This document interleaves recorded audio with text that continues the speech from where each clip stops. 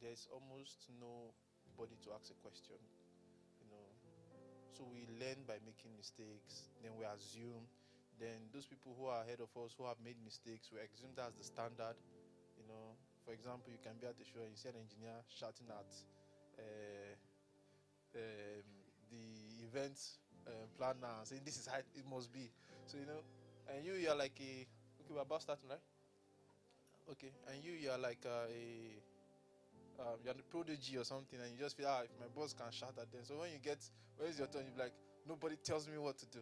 But you wouldn't know that that's actually something wrong. You should take out of your lists and stuff like that. So some of these conversations we've tried to see how we could gather people from different aspects, because if we have all artists, we'll just hear one side of the story and want to know what the financials looks like, what the business is. He's talking as a manager and a law personnel. He's talking about the business. Like, so if you're saying it's a hobby, it's a passion for you, then sing for free, right?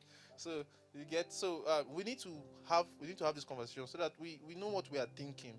Some of us just feel entitled. The fact that I sing a song, I'm supposed to be paid $1 million because abroad, so person sings and he's paid $1 million. You do not know the why, the how, what has gone on there. Some of those works are a lot. You need to also know how to present yourself properly.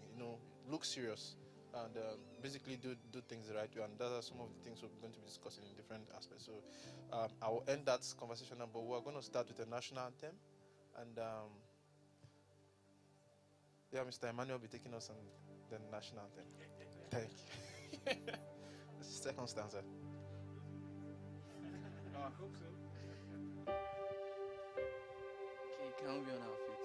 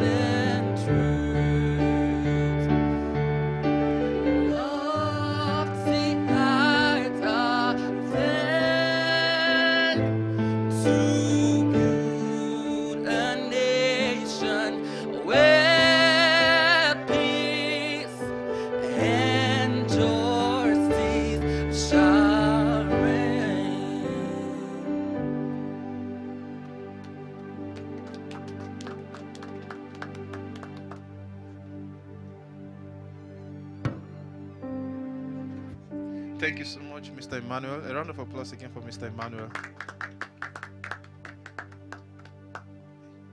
Okay, because we do not have any time to waste, first of all, I would like to introduce each of the panelists. I would like them to introduce themselves basically, actually. I think that's better, so I don't see the ones. So, you can use the mic, sir. So, starting from Mr. Abdul. Okay, so my name is Abdul Isioma Orishebamiwino Onwainze. It's a lot of things going in there. I'm a lawyer. I also study psychology. I'm currently a manager. I manage artists. I manage show productions. I've done a few this year already. And I just love the whole creative process, ability to express self and I feel we're all finding our way in the world, really. Like, no one really knows the answer. So I'm just enjoying that journey and just having fun with it, really. Yeah. All right, please a round of applause for Mr. Abdul. Okay, my name is Bayode Agbi. I'm an accountant. what I do is I basically been running at the backstage of entertainment for the last 20 years. I used to work with National Film and Video Census Board. I left there as a head of finance. Uh, what I do majorly is raising finances for film, entertainment, and doing the accounting aspect, the structural aspect of entertainment. My firm, I think at the moment we are the only firm involved in film accounting in Nigeria and film production accounting. We actually did the accounting for a lot of films in Nigeria. For Kunle Afolayan, we've been Kunle Afolayan's accountant for the last 10 years. We did the accounting for Netflix originals in Nigeria Christmas, which considered I acted in that film just by acted in the film just because Kunle was crazy, creatives. So I'm always interested in the business aspect of film, music, entertainment, dance, anything entertainment, art, and all that. That's what I do, and that's what I love. All right, a round of applause for him, please. Okay, thank you, everyone. My name, can I take this off? You're free to, please. Okay. My name is Folarin Aluko. I am a legal practitioner. I'm a lawyer. I am a little popular in the intellectual property space and the entertainment law space as well. I am the president of the Intellectual Property Lawyers Association Nigeria. I'm a director with the Intellectual Property Institute Nigeria. I am a past chairman of the Nigerian Bar Association Abuja branch. I'm a partner in the firm of Truman Rockwood Solicitors. We provide legal advice to creatives in music, film, entertainment generally, across the spectrum. We also do a lot of work with startups in the tech space, and a few other areas here and there. I'm passionate about the industry. I've been around for maybe about 30 years in the creative industry, particularly in music, and I've had the opportunity of working with quite a number of people within the creative industry. I'm actually on a Zoom call as well, so thanks to technology. In fact, this Zoom is for chartered trademark attorneys, so it's still the IP thingy. So yes, I do a lot of work with creatives. I've had the opportunity of working with creatives from different aspects of the creative space. More recently, I led a team of lawyers who filed, I guess, what is Nigeria's first dance law case, and which was a case that we won. It was a case that I think the purpose was to rediscover the historical heritage of Bata music as the origin of salsa, and it was fairly covered in the media and stuff. Yeah, so I do a lot of stuff. I mean, we're based in Lagos and Abuja. In Lagos, we're somewhere in Wuse Zone 2. In Lagos, we're in Ogudu GRA. In Abuja, we're somewhere in Wuse Zone 2. Yeah, and it's my pleasure to be here. Thank you very much. All right, please a round of applause for him. Thank you so much, sir. I think that CV was more than some people's. It just sounds that way. Apologies for that. Okay, so right away we'll be kicking off with starting the conversations. So each of them are speaking on different topics. Then from there we now have them have the conversations and arguments while we make them fight against each other. Yes. But then I also want us to take note there are microphones just beside you here, and there's one here. The idea is, in case you have a question, you can pick the mic and speak, because we want the people online to also be able to hear the questions and hear the answers. I hope that's fine. So, okay, so we'll start from Mr. Abdul. Should he start with the long CV, Abi? He says more structured. Okay. Okay, so we'll start with Mr. Florence. Thank you so much. It's a conspiracy. Let me just put it out there. Okay, so I'm here to speak about, I think I'll speak to one of the problems that I find is rampant within the entertainment space generally. And that's, Mr. Abdul talked about structure. I had a conversation with a visual artist about 2 weeks ago, 2.5 weeks ago today. And this person, I hope, well, I'm sure I sent her the flyer, so I'm sure she might catch this. She mentioned to me that she is traveling to Lagos State to take part in enroll with the Lagos Business School. And I asked her, what are you doing in Lagos Business School? She said, oh, she wants to learn how to run and organize a business. And I said, what for? He said, this entertainment thing, this art thing. She's a visual artist, one of maybe the more popular visual artists in Nigeria. I said, why? And she said, because she wants to learn, it's a business, she wants to make money. And I said, but as an artist, shouldn't you be engaged in creating? Isn't that what you do?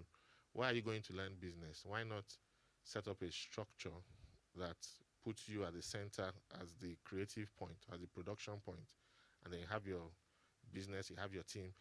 And I said, you could get an accountant or a lawyer. And he said, oh, she had gotten a manager before, but the person duped her. How many of us have had that experience? We've had managers. How many of us here are creatives, first of all? Let me just take a quick poll. Okay, all of us. We've all had that experience. You get someone who is a manager. When I was in university, I had this friend who is maybe what you call a hype man today. But in those days, there was nothing like hype man. But he was, quote unquote, a manager to like 15 artists. And we're like, okay, which one now? And at some point, he started taxing them because at the time, there was no definition as to what he was just doing it because he had, okay, manager. And so I'm the one who represents. If you want to discuss with them, there was this assumption that if you referred someone to a manager, you could charge a higher, fee for when booking for shows, even though most of the shows were done free of charge. And at the point in time, he started to tax these guys and charge a fee, and it became a point of contest or contention because money wasn't coming in, and they were being made to pay money to this manager, and that's the point really. She said, okay, I got this manager, but he took my money, took some paintings and ran away, blah blah blah. And I said, I would advise you to either get a lawyer or an accountant.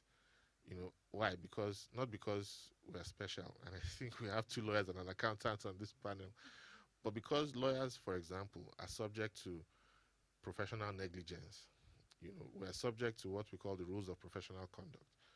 And accountants are also subjected to, in fact, ICANN doesn't even smile, when it comes to professional discipline and professional misconduct for accountants. And so I said, why not get somebody from one of these professions and then get those people to now do the hiring for you. Let them set up the structure around you because you are the product. And the first problem that creatives have in this part of the world is that we don't even understand the nature of what it is that we have, what we do. And that is where I would like to start the conversation from, because what you create is called intellectual property. It is actually property like your phone or your wristwatch, or anything. You can transfer it the same way you can buy a phone from someone, or you can buy data, or you can buy lyrics from somebody. You can buy music. We all know people go and buy tunes and buy songs. So you can. It's intellectual property, but then there are significant differences between what you have and real property. And by real property, I mean tangible stuff. And I'll give you an example. The 2 main differences are that, number one, what you have is inexhaustible. It's inexhaustive, not inexhaustible, inexhaustive. But tangible property is exhaustive. If you have a very large, there's a lot of attachment, it's probably expensive and all that.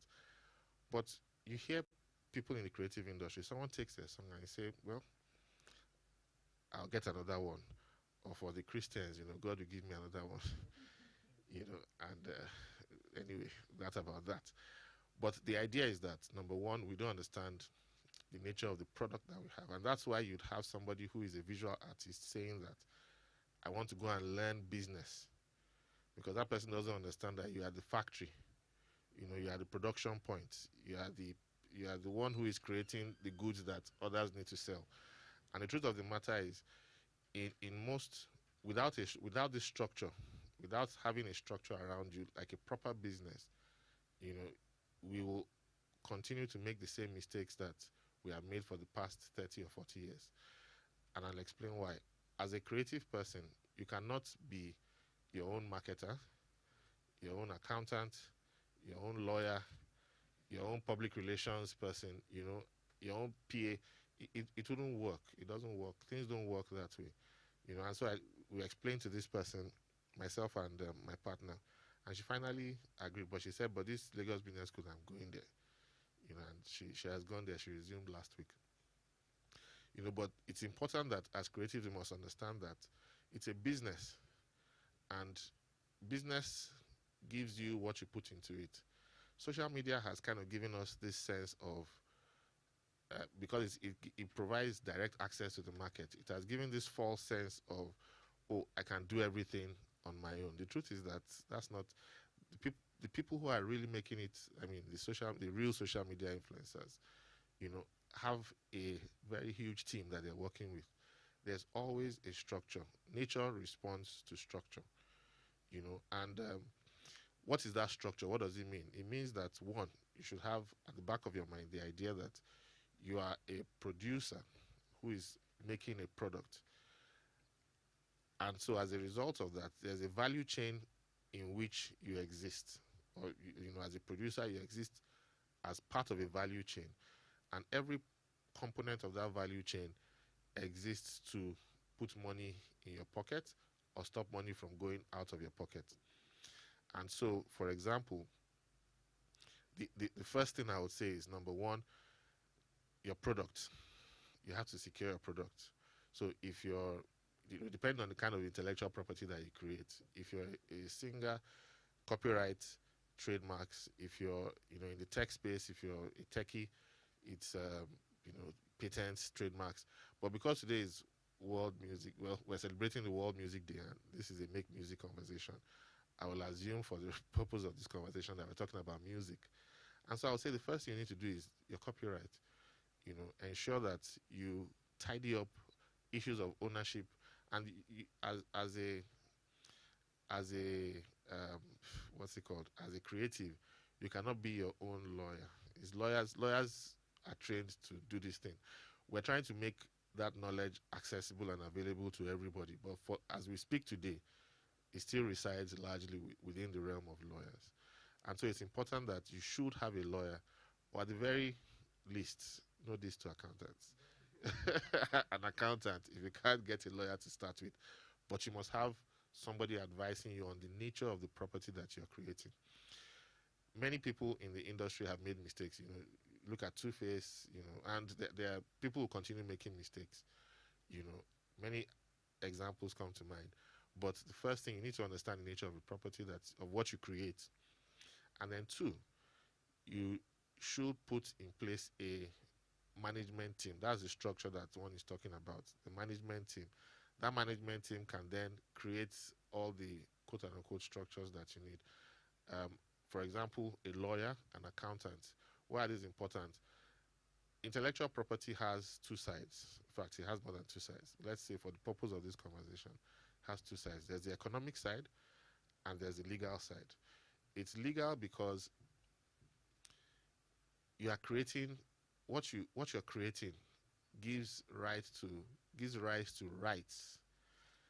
Now, who can tell me what the opposite of a right is? The opposite of a right is yes.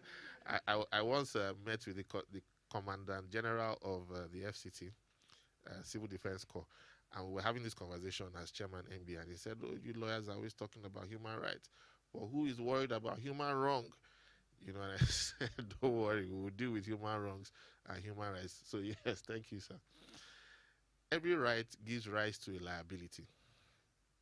If I have a right, it means that there's a duty on you not to infringe on my right.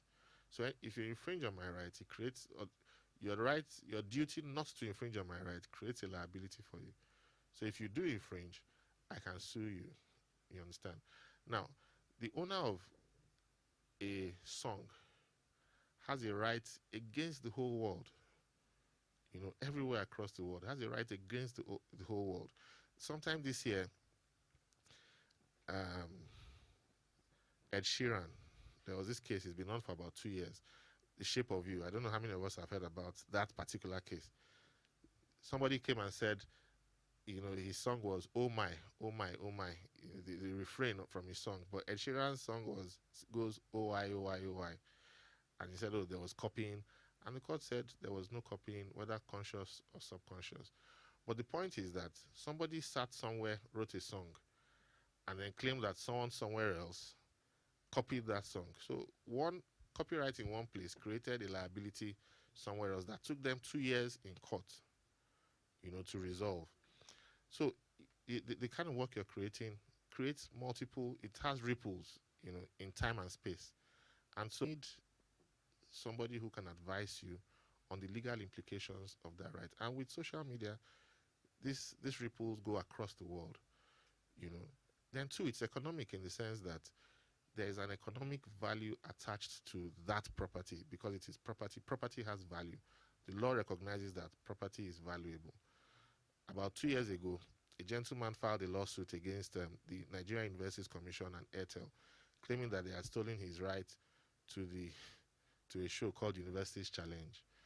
And the Federal High Court, sitting in Abuja, Justice Echo, gave judgment in the sum of 700 and something million naira against NUC and Airtel. 700 and something million naira. What is he working for again? You know, that judgment was overturned at the Court of Appeal on a slight technicality, Public Officers Protection Act. But that is value. I don't agree with the judgment. I don't think he should have gotten 703 whatever million naira. But it is valuable. So we need accountants.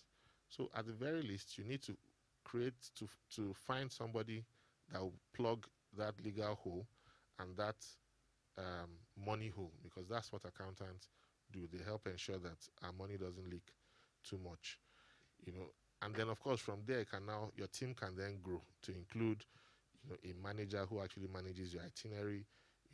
Could include something in the range of public relations, production, and then you can build it gradually. But the process must start with understanding the nature of what it is that you create. Imagine a rice farmer who doesn't know that he or she is producing rice. There's a problem, and that problem is not Buhari. So, and I think finally, I would like to say, on this point, I would like to say that, I didn't mention anything about registering your company, registering your trademarks, registering anything. I didn't do that because it is presumed that once you engage these professionals, they will do, or they will advise you to do the things that you need to do, And I should also say that people in music don't like spending money, especially people who are, when they're up and coming, but you have to spend money because there's value in what you're creating. Finally, I would like to say that there's a cultural aspect to intellectual property. And we have a huge heritage. We have a cultural heritage that is, you cannot, the value is inestimable. And it pains me a lot when we don't even think about our cultural heritage. I mentioned in the introduction that I filed a lawsuit and the purpose of the lawsuit was, the lawsuit started from a conversation with some people in the dance industry, and they said, "Oh, do you know that salsa? I met a guy, Buddy. Buddy is like the biggest promoter of salsa in Africa. Salsa is a multi-billion-dollar industry because wherever salsa goes, wherever salsa is projected or presented, it goes with a lot of things. There are cultural implications. There's the music that goes with it, the dance, the fanfare. It's culture and tourism. What do you say? Yes, and fashion too. That's a huge component of salsa. And it's a big industry, even in Africa alone. In fact, I met the Cuban ambassador to Nigeria, different story. And the gentleman said that, but interestingly, every time he goes to Cuba or to a Latin American country and introduces himself as Buddy from Nigeria, they say, "Oh, from the motherland of salsa. You're from the motherland, you're from the motherland." But then here we are. And he said in the international dance community, everybody knows that salsa originated from Bata, but here, and I was like, I've never heard that before, and then we started to dig deep, and we found that there are historical roots. The Nigerians who were taken as slaves to Latin America, towards the end of the transatlantic slave trade, there were about 400,000 plus Africans that were taken to as slaves to the plantations in South America. Among those slaves, the largest group were the Bantus. The Bantus are, you find them in Southern Africa, the Zulus in South Africa, but they're not a homogeneous tribe. They're not a homogeneous community. They speak different languages, different dialects. The largest, you had the Bantus, followed by the Yorubas. Now, the Yorubas were by far the largest homogeneous group. So they're the largest group of people who spoke the same language, and had very similar cultures among them. And what that meant was that it was easy for them to become the dominant, not like they dominated everybody, but because they spoke the same language, their cultures, their beliefs permeated. In fact, today, the Yoruba people are the single most homogeneous group in Nigeria today. 13%, that's for the history, for the fact people, statistics people. But the point is that they went with their religion. Many of them were taken from area around Ekiti, Jeshaland, Ilesha. So they went with their religion. They are Shango worshippers in that part. That's why wherever you go, you see salsa, you see Shango. The religion goes along with the music. When you look at the dance steps, when you look at the steps, the way the steps are counted, it's counted in the same way that bata is counted. When you look at the interplay of the philosophy of salsa requires two people. You don't see one person dancing salsa alone. It requires the male and the female element. In bata, the female element is represented by the drums. The male element is the dancer. The drum speaks to the dancer, dictates. In salsa, there's a reverse. It's the male who leads, the female follows. But you see that dynamic and interplay it permeates every area of salsa music. And so we said this is huge, because you have the origin, or you have the original, and then you have it's not a copy, but it grew out of the original. But then, I don't know if anybody here, we're creatives, but I don't know how many people listening or watching, have heard about bata music, and there's so much to be taken out of that. So we filed the lawsuits, and in fact, the first thing when we got to court, the court did not even know how to respond, but we were able to convince the court that, you have jurisdiction to try this matter. And the court, very extensive judgment. But the point I'm trying to make is that there's so much that is available in our heritage that we can take from. There are so many influences, so many sources of inspiration, so many sources of stories, that we can tell from our historical background, and we don't have to make them up. Of course, it's art, so creative license is there, and so we can tap into that. So I'll urge us as creatives to also look into those places, to take, and to dig deep, because the world actually is tired of Superman, Batman. Everybody wants something new. The world wants something new, something fresh. And, who else will give it to them if not you guys? Thank you very much for having me.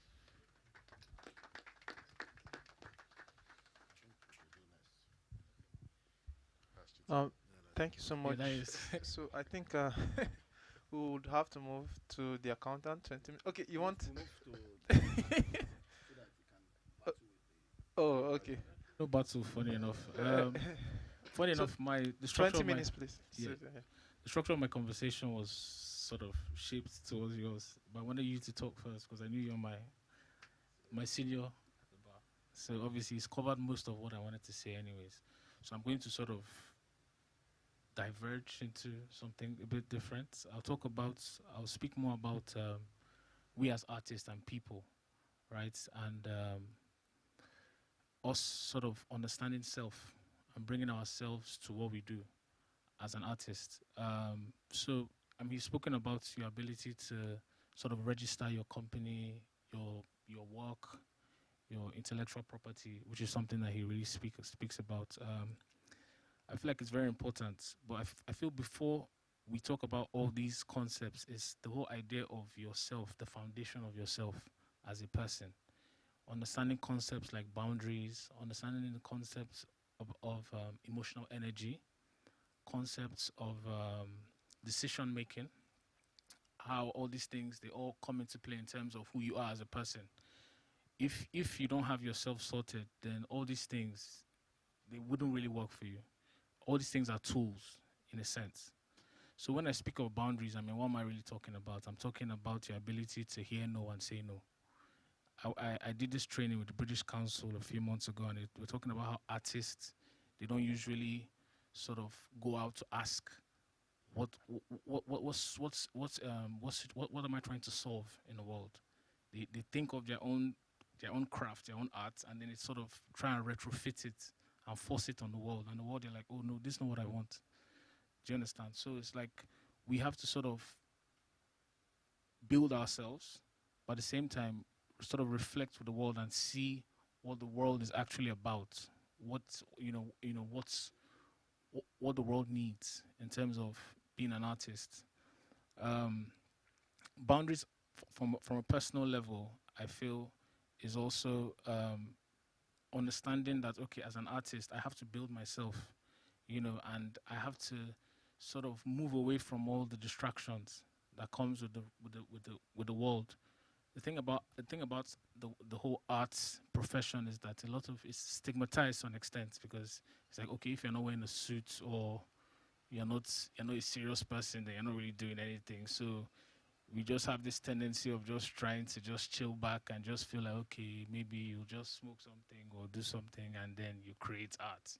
But no, art is very structured to an extent. It's almost like a social science, you know. Um, One of my mentors, Bill T. Jones, he does dance, and then like he's gone to all the great schools of dance. There are lots of things, a lot of there are people who have done it hundreds of years before you. You understand, and then they've sort of left some trails behind. So the onus is on you to sort of pick these trails up and sort of understand it very well first and foremost before you now try and get to a point where you're now changing the rhetoric.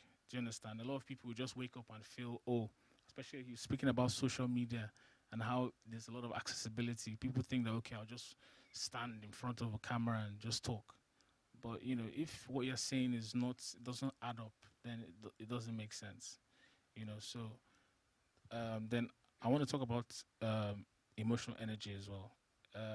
I think that's very important because a lot of artists, I find, because I work very closely with artists, they suffer with a lot of depression, right? Depression is a problem, and I wouldn't call it a problem. I would say it's a decision, right, to an extent. Now, I don't want to go very deep into it, but I feel like in life we're faced with different decisions. Energy comes to us, so now there are three things we can do with it. We can either be inactive about it, and this is how this depression creeps in. So if there's something in front of you, if you don't make a decision about it, what happens is that you just sort of digress into a psychological atrophy, right? If then the other two things you can do are actions. So it can actually be what you call a constructive decision or a destructive decision. Destructive decision to the extent that you are aggressive, right? So energy comes into you and then you're aggressive to other people or aggressive with your art. You understand? Now the thing about that is it's bad because what happens is that you're affecting other people, but at the same time you learn from it. So you're not depressed, if that makes any sense. It's not great. We all want to, speaking to my lawyer here, we all want to be in a position where everyone ends up in a win-win situation, right? Because you want to win and you want other people to win. So when you're aggressive, you are sort of winning and the other person is losing. So now assertion, which is the constructive way of sort of handling energy, is your ability to sit down and think about how this decision you're about to make would allow everyone win in that sort of scenario. Once you can get that, then you get a constructive decision, and what happens is that you get success, which a psychologist would define success as increasing your boundaries, what you control. They say the more decision we are given in life, the better we handle it, the more the life gives us bigger and better decisions, and then we rise in the rank of leadership, right? So all these things are quite important. The other concept I would also like to talk about is um, um, um, decision making, which I spoke about earlier. You know, the concept of courage. You know, your ability to. I mean, a lot of people you hear courage and you think it's a big word. I mean, I personally, I feel words are just they're symbols to everyone has a different word for everything. Do you understand? They're symbols that just sort of represent certain things. To me, courage is just doing the right thing. That's all that there is. You know you're in a journey and you know exactly where you ought to be. You know where you are. So sort of reflecting and understanding self. And then you know where you are in the journey. So once you understand that courage is okay, look at it like a stereographic equalizer. Say you're far left and you want to go right. You first have to reflect and understand, okay, this is where I am. And then you now start making constructive decisions to sort of move yourself slowly across that sort of line towards. And that's just what courage is, you know. So just having that courage to just continuously be better. I was reading this book the other, a few weeks ago. It's called The Art's Way. So it talks about how our talent is like a gift given to God, right? Our ability to be creative is us giving that back to God. It's our reverencing, if that makes any sense, right? So our ability to sort of pick this up and, you know, do as much. And then I'm going back to the first thing I mentioned earlier. You being professional about it. Don't just do things haphazardly. You know, sit down, understand certain things on a deep level. There's this book I read. I mean, I read a lot. I can keep referencing books. I don't know if you know Mastery by Robert Greene. He goes through the stages of, you know, understanding. You know, you first start as an apprentice. The more you stay, I mean, before I talk about that, he sort of differentiated human beings and animals, lower animals. I mean, we're all animals to an extent. I mean, it's arguable, but he differentiates us as people who can focus on a problem. Other animals, if you put a problem in front of them, they get distracted and they move away.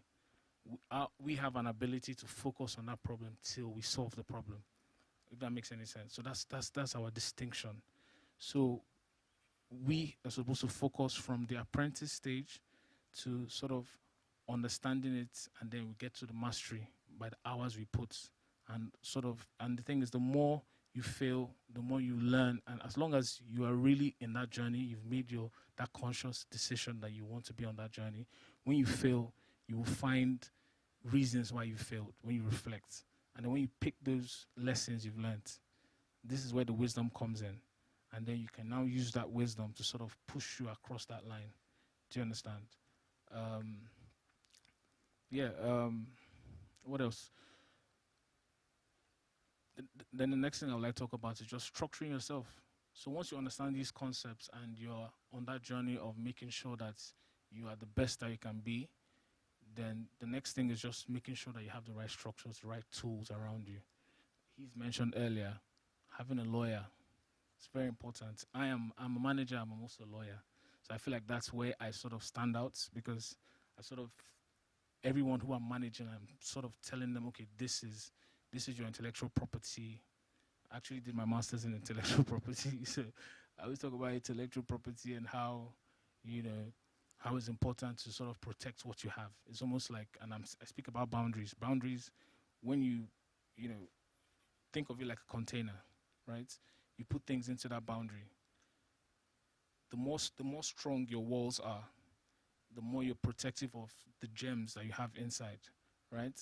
If you understand the value of what you're doing, I mean, it's almost like you not protecting your property is almost like building a house in the middle of like building a house in the middle of like nowhere, where people can just come and attack and break your window. And I mean, not even just building a house, building like a really expensive house. You would want to build up a fence, you know, and that's pretty much what it is. Once you understand your value, and this is why I sort of started off from that personal fulfillment, understanding self. I can't really stress how important that is. Like once you understand self, everything else works. Do you understand? Because if you know that you're valuable, just think about it. Like if you have like $1 million in your account right now, you make different decisions because and that $1 million, it's your person. Everyone has a million. Everyone has been gifted with $1 million. Do you understand? In terms of what you have, he talks about how your intellectual property is inexhaustive. Do you understand? Like one thing you create can move from one thing to the other, and then it keeps adding value, and it never stops to infinity. Mariah Carey has this song, "All I Want for Christmas." Every December, she's cashing out. You know, it's so yeah. So once you understand that concept on a deep level, and then you pick up all the tools, have a good lawyer, have a good manager, have a good accountant, because money, I can't stress. I'm just gonna talk a bit about this. Money is even me. One thing about me is I accept my shortcomings as well. We're all learning, right? Where life is a journey. It's not about, we sometimes we're starting at the bottom of the mountain and we look at the top, and then we're like, we get discouraged because it's like, oh man, it's going to take a long time to get there. But the gem about life is really about that journey across, climbing every step, all the things you learn across the line while you're doing that. Um, I can't stress that more. Being having an accountant on board. My business 3 years ago and now it's a lot different. I've got an accountant because money makes or breaks business, and it's even more than that. Little things like filing your taxes and understanding those concepts because when you start creating and you're making value, you have to give back. It's part of it, and all of us, we don't understand it. I mean, if you're in the Western world, it's even worse because you have ridiculous tax percentages. I mean, he'll tell us more about that. When you're making like 100,000 naira, and someone comes and says, "Oh, 50,000 naira belongs to the government," and you're like, "What the hell are you talking about?" Do you understand? But these are real things, and an accountant will sit back and sort of make you understand these concepts very, very deeply, to a way that you don't even have to be told. You understand? You do these things. So yeah, I think I'll just exhaust my time with that.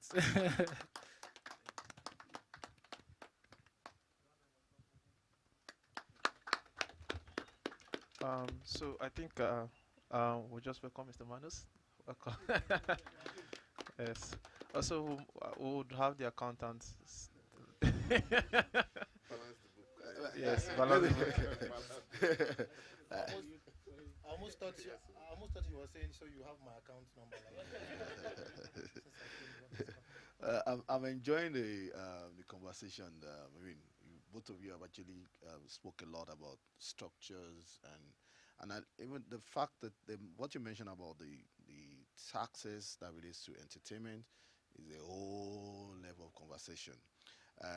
That conversation is not something that we can even cover in 10, 20, 30 minutes here. So I will not even. But basically, compliance, yes. How you kind of recognize your artistic value on your book is also key.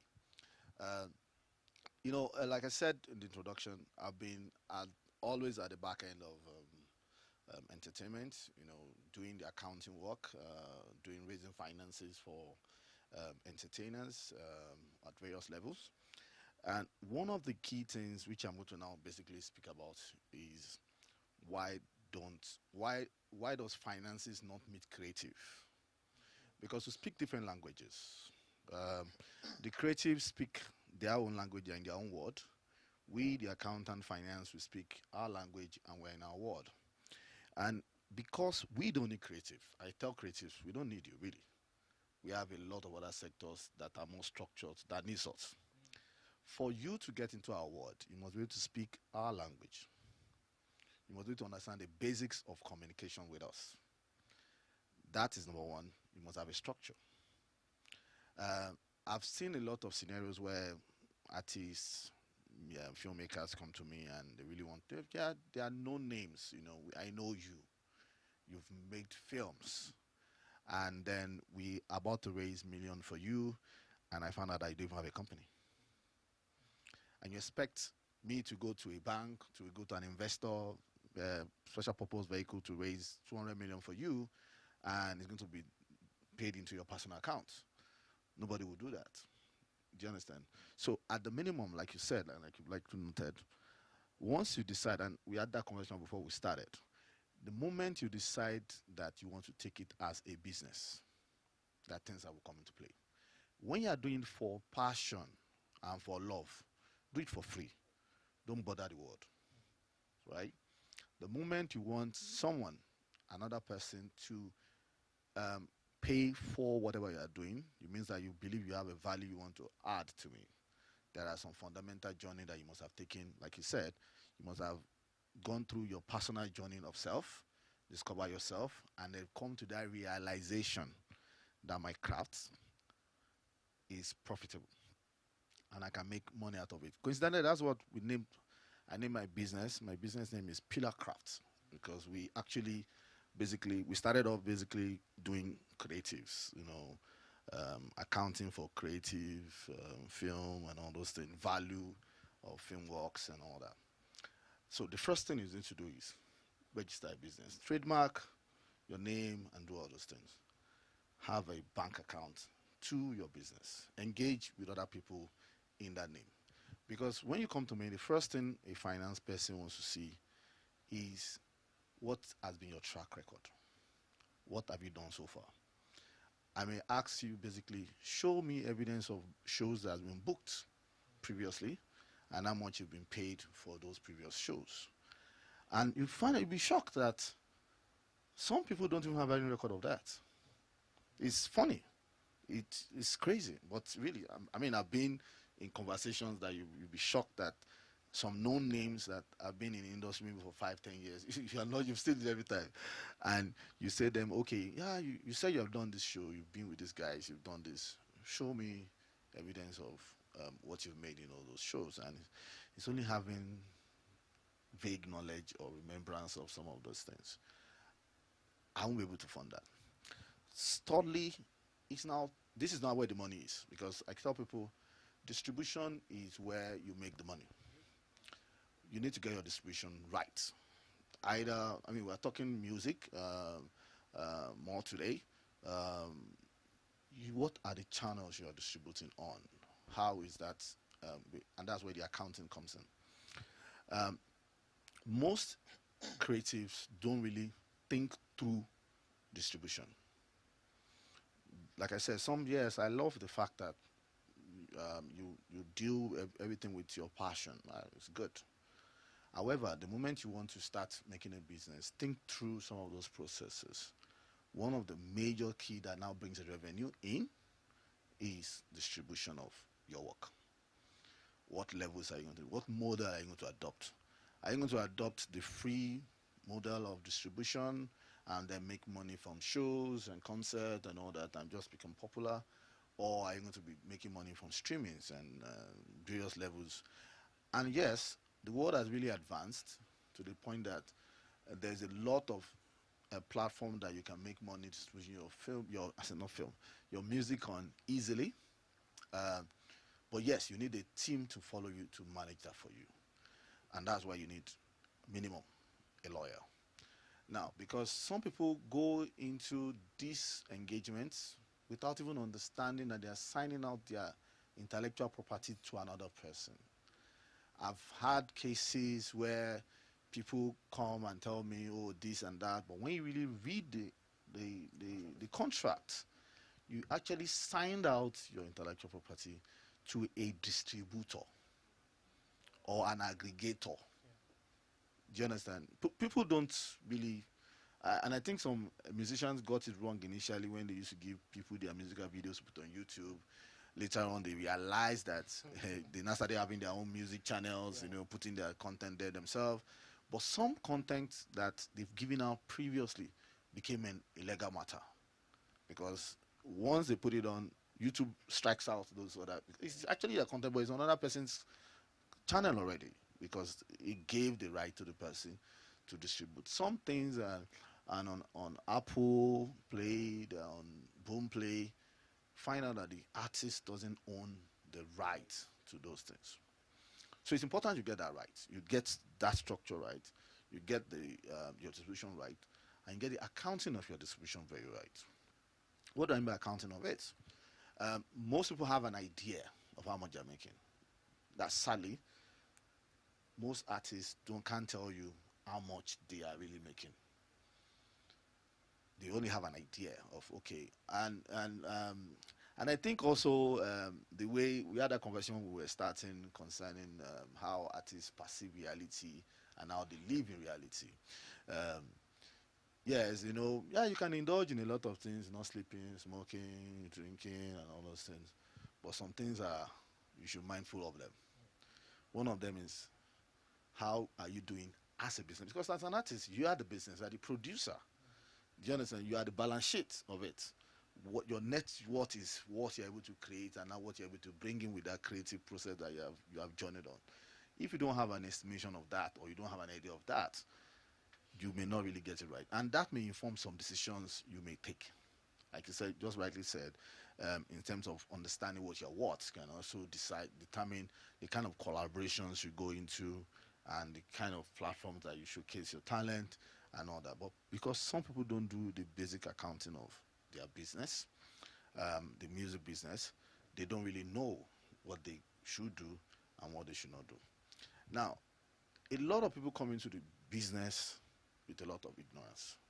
Unfortunately, there's no school that can teach us. Nobody teaches us business even in university. When you are learning business management, what's that? Business administration. That's not business. That's learning how to manage business, the basic component of managing business. Same also that you may never learn, you will not learn the music business in school. I don't think we can sit here and teach. It comes to your person, how you see things, and how you're able to appreciate the entrepreneurship journey that you have embarked on. So let me add this, because you mentioned it. A lot of artists are having a lot of issues when it comes to taxes, because one, they don't have any form of accounting system. It's not just in the musicians. Even I was talking to a gentleman last night. He was chatting me up about how does he record his artwork in his financial statements. And when I went through the intricacies of valuation of different levels of artwork in financials, and said, I never realized that is that deep conversation to value just the artwork he has created. Do you understand? And put it on his books, and all that. The same thing for music, and like you rightly noted, if you create a music, just like a film, the levels of value in it is so many. And some of the rights is still valid, for years to come. I think I mentioned earlier that I work with Kunle. I've been working with Kunle Afolayan for a while now. And one of the first work we did was what's his name? Figurine.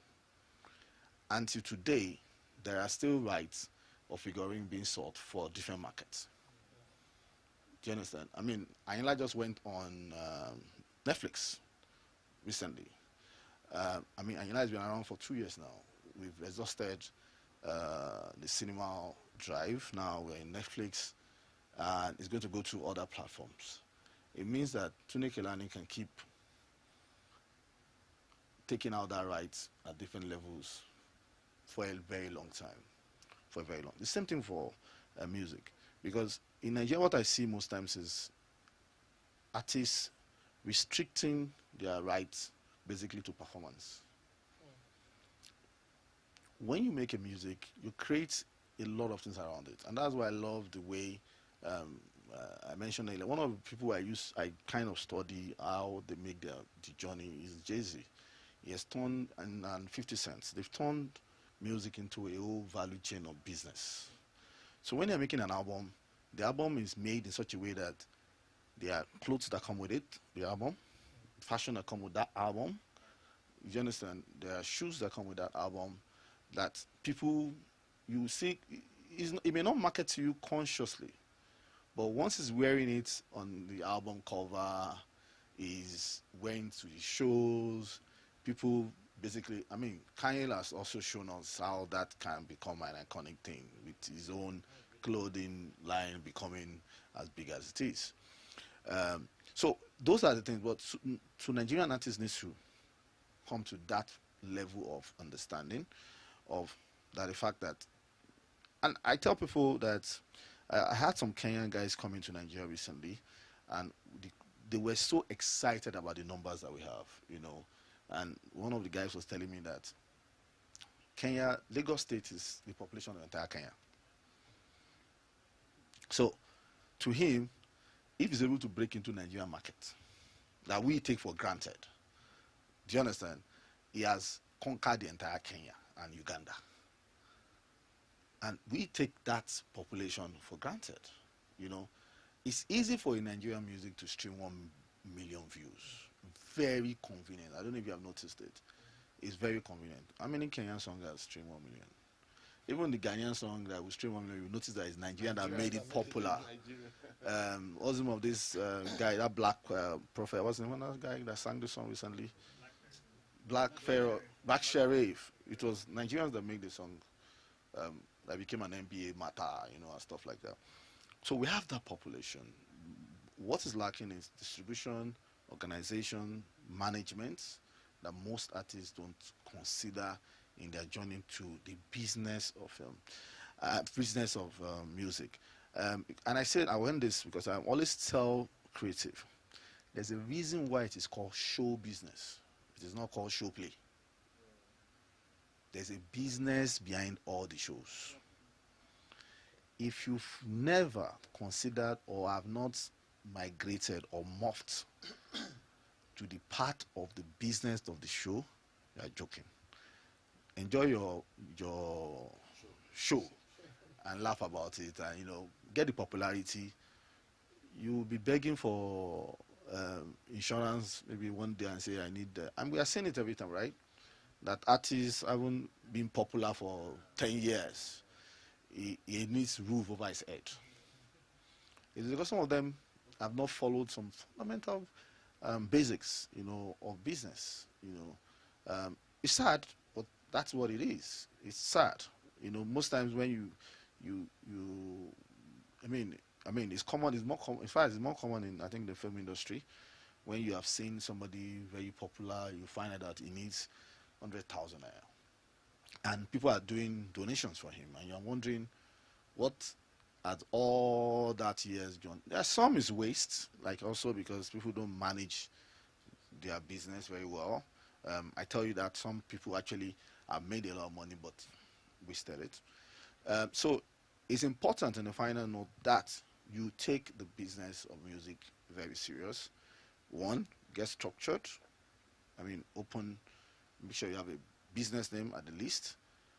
Register your intellectual property, your brand name as an intellectual property, register it.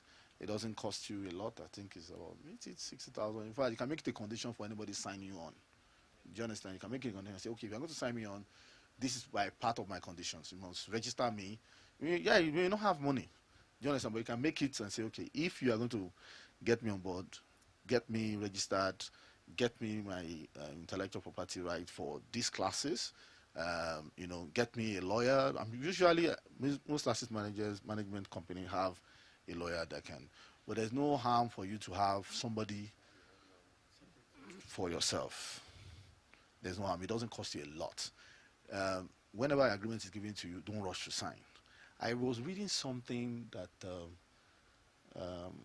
this guy Ashake said about him and Olamide, that when he went to Olamide's house and Olamide said, I'm going to sign you to YBN and give me a contract, and told him to go and review it. He said, no, Baba, let me just sign right now. This is my dream. We will not know what the content of that contract is until the moment he wants to opt out of YBNL, you know, and then the issues of the contract will come. So get your own, don't rush to sign any contract. Consider your distribution channels whenever you are trying to make content, and then have minimum an accounting system. It may be an Excel, it may be an accounting software to have at the back for you to take record of what you are doing. That will give you evidence of track whenever you now need funding. I think I'm done with that, sir.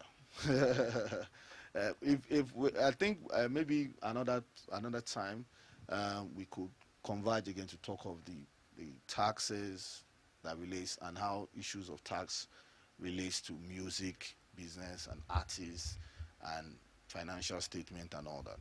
Thank you very much. A round of applause for him, please. I hope we are. I don't know. So, to the last person before the fight begins, Mr. Manus Akpanke. A lot of us should know him already. I would like him to introduce himself, but I just want to say he's Abuja's choir director. He just finished one of his concerts on Sunday. Coincidentally, that happened with the pop-up worship, which was Harley 200, a 200-man choir. It's not 200 audio 200 though, like physical 200-man choir, and he's been doing great. So, Mr. Manus. All right, thank you very much for having me here today. So I'm kind of glad that I'm having to speak after,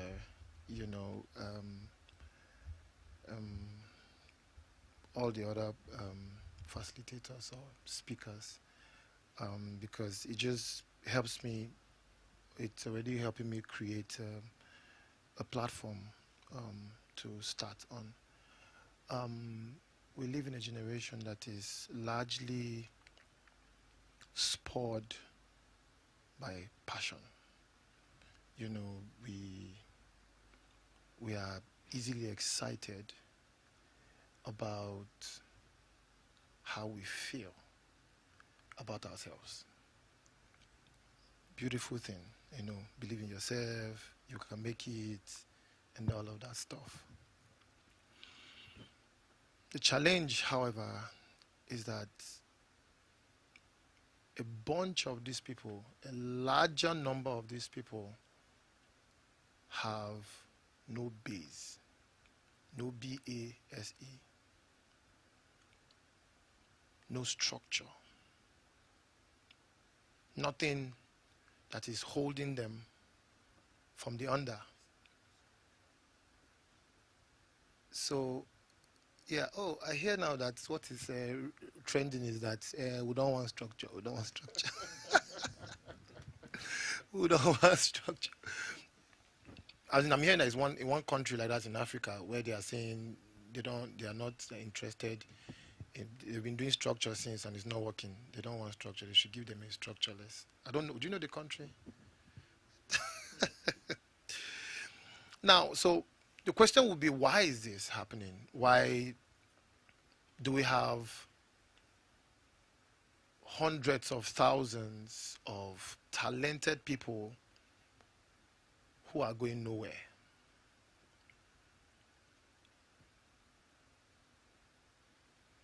The answer is not far-fetched.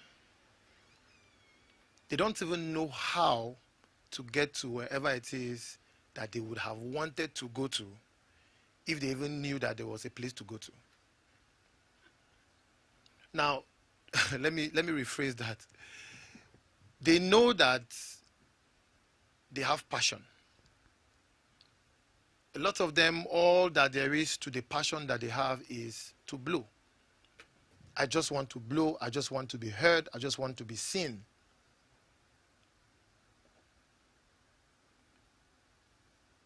But there is nobody in their lives who has been to that place where they want to go to. They don't have someone in their lives who has been in that place that they want to go to, who can speak to them, who can guide them, who can guard them. A lot of our young people would rather cling to their passion than cling to a mentor. Get me right. Your passion is a major driver. I mean, you need it. You need it. You cannot do without it. But if we combined all of our passions in the world and donated to you, and you were moving so fast but in the wrong direction, you will end up very quickly in the wrong destination. You get there so fast you won't even know you have gotten there.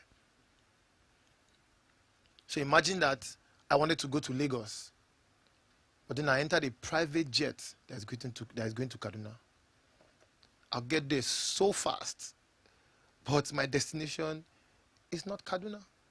It doesn't matter how fast I get there. It doesn't change anything.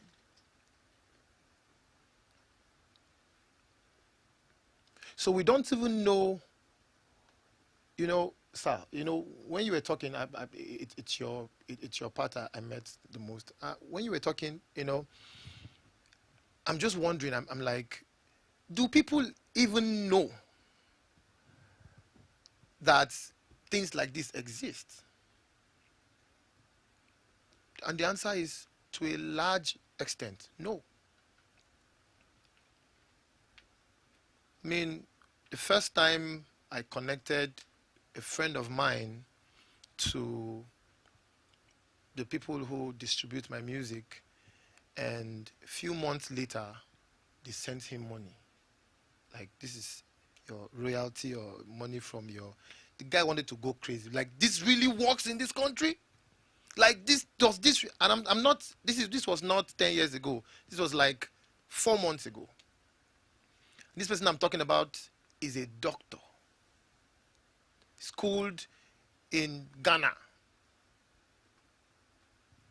He's not a doctor, he's like doctor from way back, from years ago. So the challenge here is that we do not align ourselves with people who have gone ahead of us.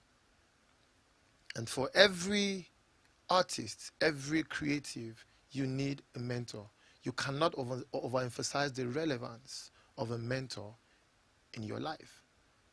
You cannot overemphasize the relevance of training and the right education. Education that covers especially the sphere you are operating in. So a lot of times, well, we have people who have managed to identify or to recognize that they need a mentor in their lives. But then you now ask them, excuse me, who is your mentor? And they'll tell you, well, for a gospel artist, for instance, tell them my mentor is, who do we mention now? My mentor is Kirk Franklin, for instance. So we'll now begin to ask questions. This Kirk Franklin you're talking about, what continent is he? He's in, what continent is he again? North America. Okay, so let's assume that he's in, he's in America. The copyright regulations, the policies that guide them in that sphere, does it relate to, in fact, does he know you? How do you intend, because the first challenge, with people who get passive mentors is that they don't even know the difference between a passive and an active mentor. You don't know that it's okay to have a passive mentor, but then most importantly, you need a mentor is one who guides you, is one who guards you, is one who counsels you, is one who you can run to and ask questions. So if I have, no matter how big the person is in the world, if I have Donald Trump, and a lot of times we feel that the bigness of the person's name, will rub off on us. So who is your mentor? Donald Trump. Okay. So the question is, how will Donald Trump guide you as it relates to the things that you're facing here in this in this space. So what you need is an active mentor. What you need is active mentorship. You need people around, you know. And another challenge we have a lot of times is we get people who mentor us, who mentor our lives instead of mentoring us. How do I say it now? We get people, you say what? Professionally or sectionally. So a few years ago, I had a mentor, someone who I would run everything by that person. And 3 or 4 years later, I realized that a certain part of my life had grown based on his counsel, but other parts of my life were declining. And it's not like I was not carrying out the things he was telling me. But then I now went back to check very well and realized that the places where I was succeeding in were the very places he was succeeding in. So I realized I couldn't speak to him about business because I just realized that there was no business that he had grown. But here was I going to ask him, going to talk with him about business, and he would tell me what he knows. I would go and apply these things and they won't work. So you need to know that if your life should be segmented in a way that you have various people. I mean, look at all the people sitting here. So what's your fare? Management. Management. So what's your fare? Accounting, sir? Trouble.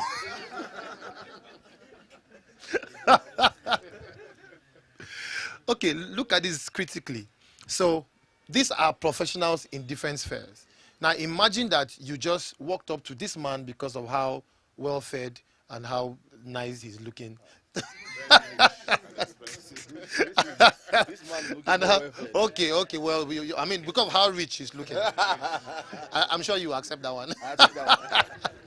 So imagine that you walked up to this young man and you speak to him and he sounds so convincing, especially, and you can pick everything he says from accounting. And then you now decide to continue talking to him about your spiritual life. Or continue talking to him about your social life.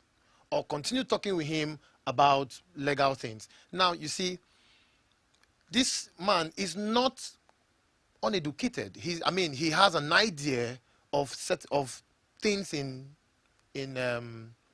law.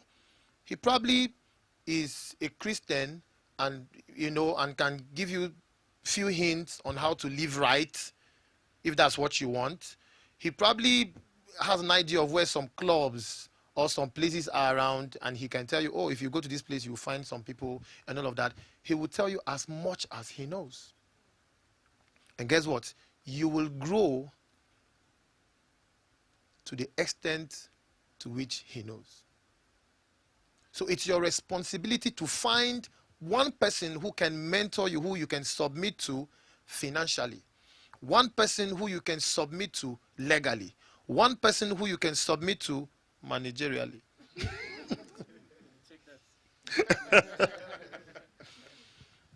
It's very, very important that you compartmentalize your life in such a way that you don't just pack everything and give it to one person. And you see, people will always be to you what you want them to be to you. Okay, so if you come to me and you say, I want you to run my life, I will help you run it. But I'll only run it to the extent to which I know. So get a mentor. It's okay to get a passive mentor, but advisably get an active mentor. Someone that you can reach, someone you can contact, someone you can send an email to, and you're sure in the next 48 hours he will respond to you. Someone who you can maybe put a call across to, someone you can chat up on social media and you know that this person will respond to you. Get the training that you need. Be in places like this where you can hear things, and don't just hear things like this and walk away. Make contact with these people, because trust me, This man will not tell you everything that he knows just sitting here in 30 minutes. It's not possible. He's been doing this for God knows how long. There's no way he can tell you everything that you need to know here. But it still doesn't mean that he won't charge you for coming to meet him privately later. I don't know about that. But you need to get the training that is required. You need to get the education that is required. Otherwise, you will grow. You will grow. I mean, there's no doubt about that. You will grow, but who's to tell how fast you will grow and in what direction you will be headed in your growth? So it's very, very important that if you have taken yourself this seriously so far, and you have decided to plunge or to dive into the path that you have decided to dive into, it's important that you know that there are people who have walked that path for centuries. There are people who have walked that path for years, for decades, for weeks maybe. And it's your responsibility, it's the responsibility of the mentee to pursue the mentor. So it's your responsibility to run after people who have been through what you have been through. It will help you rise faster. It will help you sail smoother. And just maybe you get there faster than you ever thought you could. Thank you very much. Please, a round of applause for him. A round of applause for him. So that we can move right into it, we have little or no time. I want to believe we have our questions. Are there questions? If there are questions, please can you use the mic beside you to ask those questions? Thank you.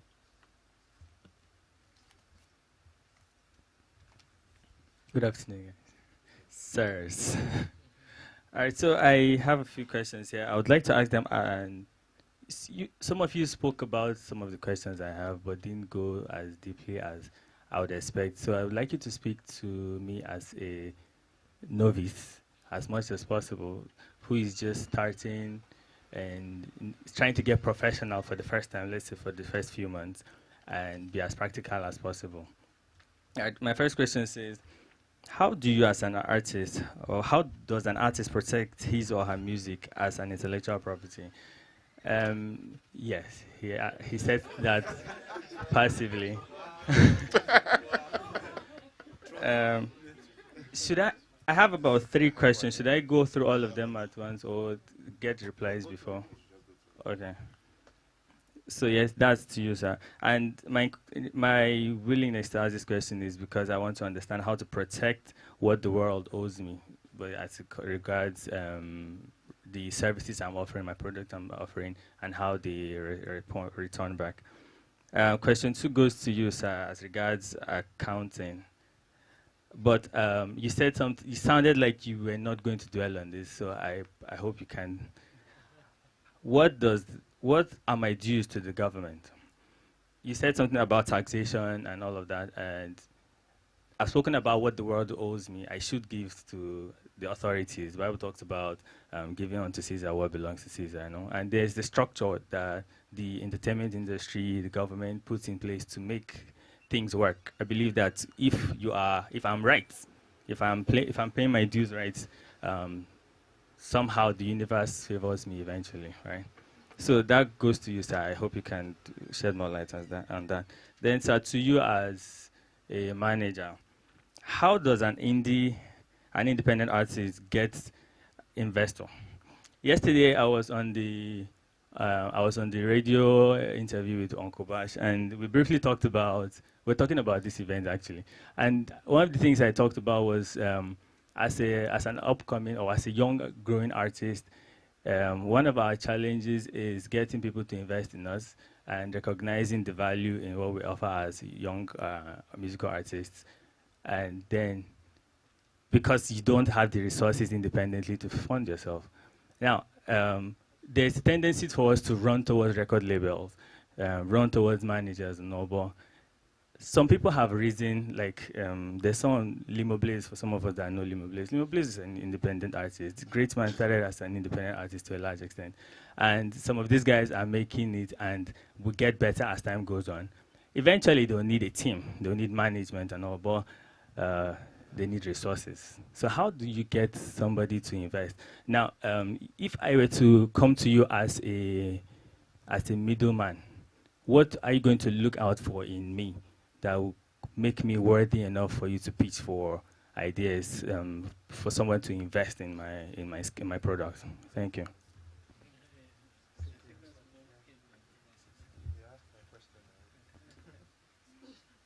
Okay. Sorry, I just does anyone have another question? Because I know Nigerians question used to come out from question. So okay, maybe we'll start with this so that we don't lose track of the questions. Thank you. How do you protect your your music, your intellectual property as a musician? And you asked us to answer in a way that would make you understand everything. I'm not sure how possible that is, but I'll start from what the world owes you. That was a statement that you made, and I'll say the world doesn't owe you anything. If you don't, I'm sure maybe that's not what you meant, but I find that there's and I'll quickly speak to a few things. Among creatives, there's this entitlement mindset that we have. And, is the creative spectrum. When you look at the big 5 personality traits of individuals, people who are creative, you mentioned how creatives are prone to bouts of depression. It's part of, in order to create, you must be high on neuroticism. And that implies that, you would have high highs and then very low lows. And every great creative from across history in the arts, performance arts, visual arts, music, Michael Jackson, the thing that makes you great is what will destroy you, is the creative foil. And that's just, that is a truth that one must understand. That's why, his session was extremely important, because it's essential that you must understand yourself. Not many people in the creative industry, when they make that arc, bounce back. A lot of them, it's a downward spiral, because making money is very easy. It's easy to make money. I know you're handsome looking, and this gentleman looks a little more rugged. If you stand on the main road and hold a gun, you will make money with that gun. But the question is, how sustainable is it? What's the life expectancy? Or somebody who, I'm not saying you do that, sir. What's the life expectancy and how sustainable is it? And so I would say that it's important as a creative, you must understand yourself and understand the nature of what you're selling. Now, that goes to this substratum of the conversation. How do you protect your intellectual property? They're quite, it's slightly complicated, it's complex. And I'll start from the point of view of what are you creating as a musician. The first thing you're creating is you're creating music. Now, I should say that music is the most useless thing in the world. Yeah, Abraham Maslow has a hierarchy of needs. Where is music on that hierarchy of needs? Who here will die if they don't listen to music? I mentioned the visual artist, and I was talking to the lady. And I said, art is useless. She said, no, art can heal you. It can cure you. I said, I will drink Panadol if I have headache. I will not look at art. We should understand that art speaks to a different dimension of our existence, our personalities. So you have to understand that, number one. And that's why I said the world doesn't owe you anything, because many great artists only became discovered after their death. After they died. There are too many. Just Google. There are too many. So the first port of call is, the first thing you create is the music. But then music does speak to a lot of us. It speaks to us at a primal level, at a very fundamental level to our souls. We use music to communicate. We use music to express emotions. We use music to even worship our gods, whether that god is money or is some religious figure or whatever. Now, that music is protected by a right called copyright. But then the music in itself is not just music, and okay, let's take it from there. The music in itself is not just music. Sometimes the music has words. And so copyright treats the words in the music as slightly separate from the music itself. That's like the instrumentation. And that's why you find situations where maybe you're looking at they don't do that anymore. The inside, the leaflet in maybe a CD or a tape, and you see produced by, written by, composed by, arranged by, it's they still do it. Okay, yes, CD jackets. Yes, no, yes, those jackets are, yes. So you can do split sheets is one way of determining who did what, but we're even before we get there, you have to understand that there are lyrics to that music, and then there's music, of course, and so copyright recognizes three basic types of rights of works. You have literary works, you have musical works, you have artistic works. And so the lyrics in your music are, is intellectual property. The music itself, the instrumentation, is also intellectual property. And then the performance of that work is intellectual property that is protected by law. And so as a result, all these forms of intellectual property belong to you as let's assume you're the sole creator. So at first instance, section 10 of the Copyright Act, it belongs to you. You own it. Now the question is, what then do you do next? And fantastic illustration about building a house in the middle of a desert. You have to put walls. Well, then walls, in law, we call it taking possession. And there's a case where the judge said that possession is 9/10 the law of ownership. So possession is that's like the main thing, is the most important thing. If we're in court, if I take your land in my time and we're in court, we can be in court till, from High Court to Supreme Court, maybe like 20, 30 years, by which time you find that the people in the dispute may even have died. You get, so who really owns the land? And the Supreme Court says, okay, go back to the trial court to determine who owns the land. So possession is very critical. But possession itself is just one step. You take possession, you build a fence, but then you must go we're in Abuja, to Aegis to register that land. You must ensure that it probably was registered against somebody else's name. You must ensure that your name is reflected there, And it's the same thing with intellectual property. So with copyright, it is not important. Registration it's called formality free in Nigeria. Registration is not a prerequisite for you to enjoy the benefits of copyright. In the US, it's different. In the US, it's still free because Nigeria is a signatory to a convention called the Berne Convention. But in the US, you can only sue if you have registered that copyright with the US Copyright Office. But in Nigeria, you don't need to register it to sue. But then the problem with copyright is that, and with works created by copyright, is that there's this problem of proof. How do you prove? The two of us sat down together in the room and you sang the song to me, and then tomorrow I'm singing African Queen.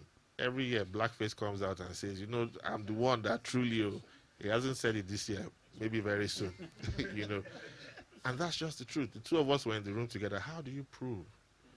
And that's where registration becomes key, because in order to establish, at least the Copyright Commission has this registration regime notification. You know that from this point forward, this is the person that was said to have created this work. It's different from trademarks, which I'll talk about very quickly. So, copyright, very essential. And I was talking to this visual artist, and that's interesting conversation. And we're telling her that you have to take an inventory. Everybody creates, with intellectual property, you create portfolios. Everything is portfolios. Our guy from Netflix knows about portfolios. Everything is portfolios. With Disney, the Lion King portfolio, you can only start creating merchandise when you organize your intellectual property into one place. The Lion King portfolio is one of the highest producing portfolios for Disney ever. And it's both from the music, from the merchandise, from the visuals and all that. But your copyright, in that work, create a portfolio. You will have to get a lawyer because, like I said earlier, it's not advisable for you to be the actor, director, producer, cameraman, and everything. And I should also mention, sir, I see that our cameraman has pillar crafts accountants. So you're also into production as well. Just an observation. so it's important that you can't be everything. There are people are professionals for a reason. And as an artist, your arts pursue it to a level of perfection. We call them triple threats. They can sing, they can dance, they can act.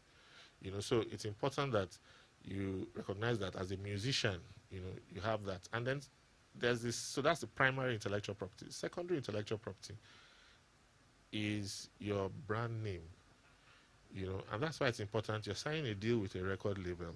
You should know what that deal comes with. I was approached by a very popular artist some years ago who left, famously left his record label and was told he couldn't walk away with the name. So he made a slight adjustment to the name. But that is a recurrent, I get that, I hear that story like all the time, and it's important that as an artist, you must recognize that your brand name is your second, is a secondary asset for you as a musician.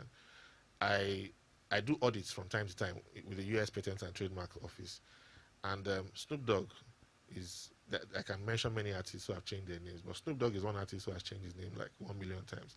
It was Snoop Doggy Dogg, then Snoop Dogg, then Snoop Lion, then D-O-double-G. He has been so many things. But every one of those names is registered as a trademark. Jay-Z and Beyonce's daughter, Blue Ivy, 3 days after she was born, there were 5 trademark applications that were filed with the U.S. Patent and Trademark Office to register the name Blue Ivy. 3 days after she was born and they had named her. Why? Because the brand is the thing. The brand is important. So as an artist, your brand name or your pseudonym, whatever it is at the moment, Prince. At the time, Prince said, "I'm the artist formerly known as Prince." But it's registered. Even when he said he wasn't going to go by any name, so it's important you must register that your brand name. And then, so you have the primary intellectual property, the secondary intellectual property, and then the tertiary intellectual property. So think of it like primary school. Since you said we should explain like you're a novice, primary school, secondary school, university. Tertiary intellectual property has to do with things like merchandise. So now you're thinking of going into other lines or lending your name. Sometimes you find it may not be the artist may not necessarily be the one producing the alcohol, but he or she may partner with a brand, a big brand, a production brand, to put the artist's name or brand on the alcohol, on the perfume, on the clothes, on the shoes, whatever, is on the piano. Rihanna. Yeah, like Rihanna, yeah. So you just put but that brand also very important. So it's a tertiary. It may not speak directly to your craft, but you've used your influence and your image. It's called an image right. You're lending your image rights, to promote this product, and so that also is intellectual property. At the moment in Nigeria, we don't have an image rights registry. In fact, there are only very few countries where there are image rights registries. I think Guernsey and then a few states in America, but in Nigeria, image rights are protected by, it's called the common law and the right to privacy. So as an artist, for example, there's a case, Neoma against Wema Bank, about 3 years ago. A young lady whose picture was used by Wema Bank on a post, an Instagram post. And Wema Bank's argument was that, it was a motivational post. We put hashtag motivational Mondays. We didn't use it for commercial purposes. And the court said, the fact that it wasn't commercial, does not mean that you did not use something that has value. You used her picture, 10 million naira, straight up. Of course, there's also the question of currently raging at the moment. Is it Timmy and versus APC? We don't know about that. APC used somebody's song. Okay. Well, that's a copyright issue as well, but that's its primary. So, how do you protect your intellectual property? Think about it as primary, secondary, and tertiary. The primary, your primary IP is your music, which is the lyrics and the music itself, the arrangement. That's your primary. But that also comes with the performance. Now, you may choose to be a songwriter. I also represent a few songwriters. You may choose to be a songwriter who probably sells or gives your music to a publishing company. The publishing distribution dynamic is a whole different ball game, because it's more structured outside Nigeria. But let's say you want to work with a publishing company and you say, okay, you know what, I'll give you my songs, help me market it, look for someone who can sing it. That is IP as well. So it depends on how you want to structure your business. But that's your primary, and then your secondary, your brand, your tertiary, if you intend to merchandise, and so on and so forth. I hope that has answered the question. Thank you. Thank you very much, sir. Please, because of our time, let's see how we can wrap up the questions within 3 to 5 minutes. The answers. I know this can be difficult, so I think Mr. Abdul, you're the one answering the part of the management, or Mr. Accounting. Okay, sir. I will not take time. So you asked 2 questions. One, I'll start from the first one, which actually addressed to him, but I will come from the investor's point of view. Because like I said, one of the major things I do is that sitting between the investors and creatives. What do investors do? And I think I touched on it when I was actually speaking, was number one, how organized are you?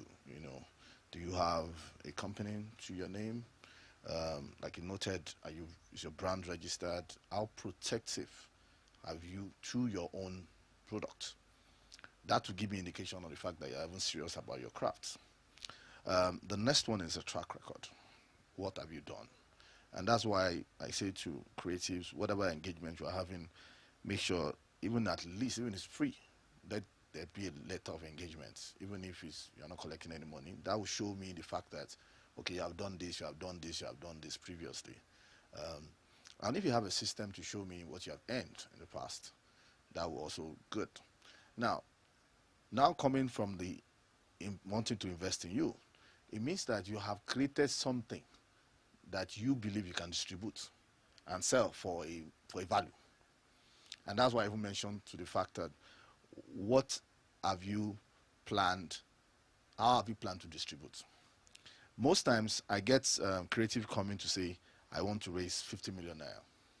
They don't think of how does a person that is giving them money will get the money back. It's never thought of. It's like it's blindsided from them. Do you understand? As if it's a charity. Do you understand? Even when people come to me and say, oh, I want to do concerts. Do you understand? We need 40 million. They're not talking to you about how you're going to get the money back. So I tell them, go and sell tables. Do you understand? If you don't want to get people to bring money back, then go and sell tables. Now, but if you want me to bring money to you as an investor, I'm using the keyword investor. It means I want a return on my investment. Minimum return at the least now is 10%. So if I'm giving you 50 million, the minimum I expect is 55 million.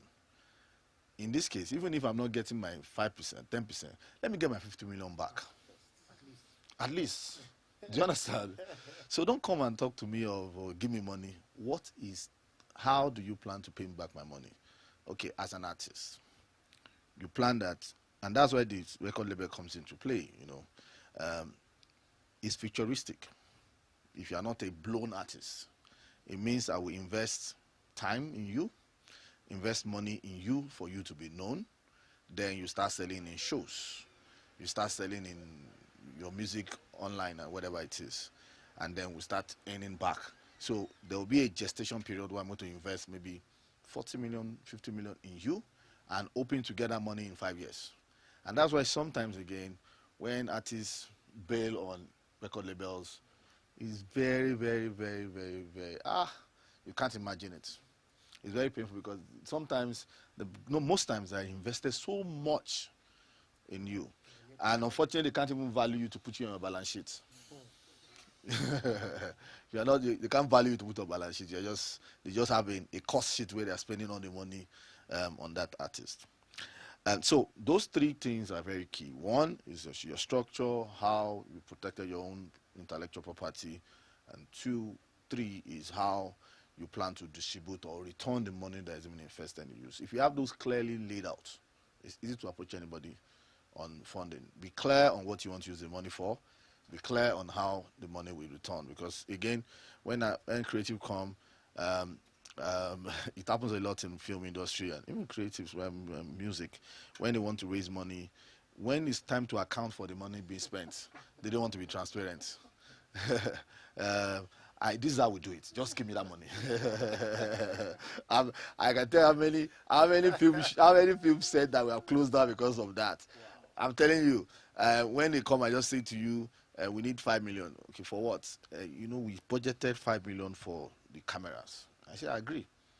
Let's get somebody that will rent it out to us. No, just give me the 5 million. I'll go and get the cameras, and then voila, will start. So it must be transparent, Most people don't. If you ask some filmmakers, even some people, how much does it cost to make a film? They just give you a vague figure. They've never really thought it out, Now, so those are the key things you need to consider. Now, coming to your obligations to government are the minimum. You'll be obligated, but again, depending on how you're structured.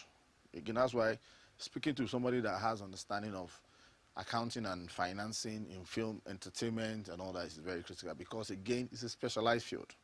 I tell people that people tend to, is an entertainment lawyer, for example, he's not talking things around, what do you call it, or like if it's doctors, medicals, Because I tell people I'm not my specialty is entertainment, retail, manufacturing. It's a specialty.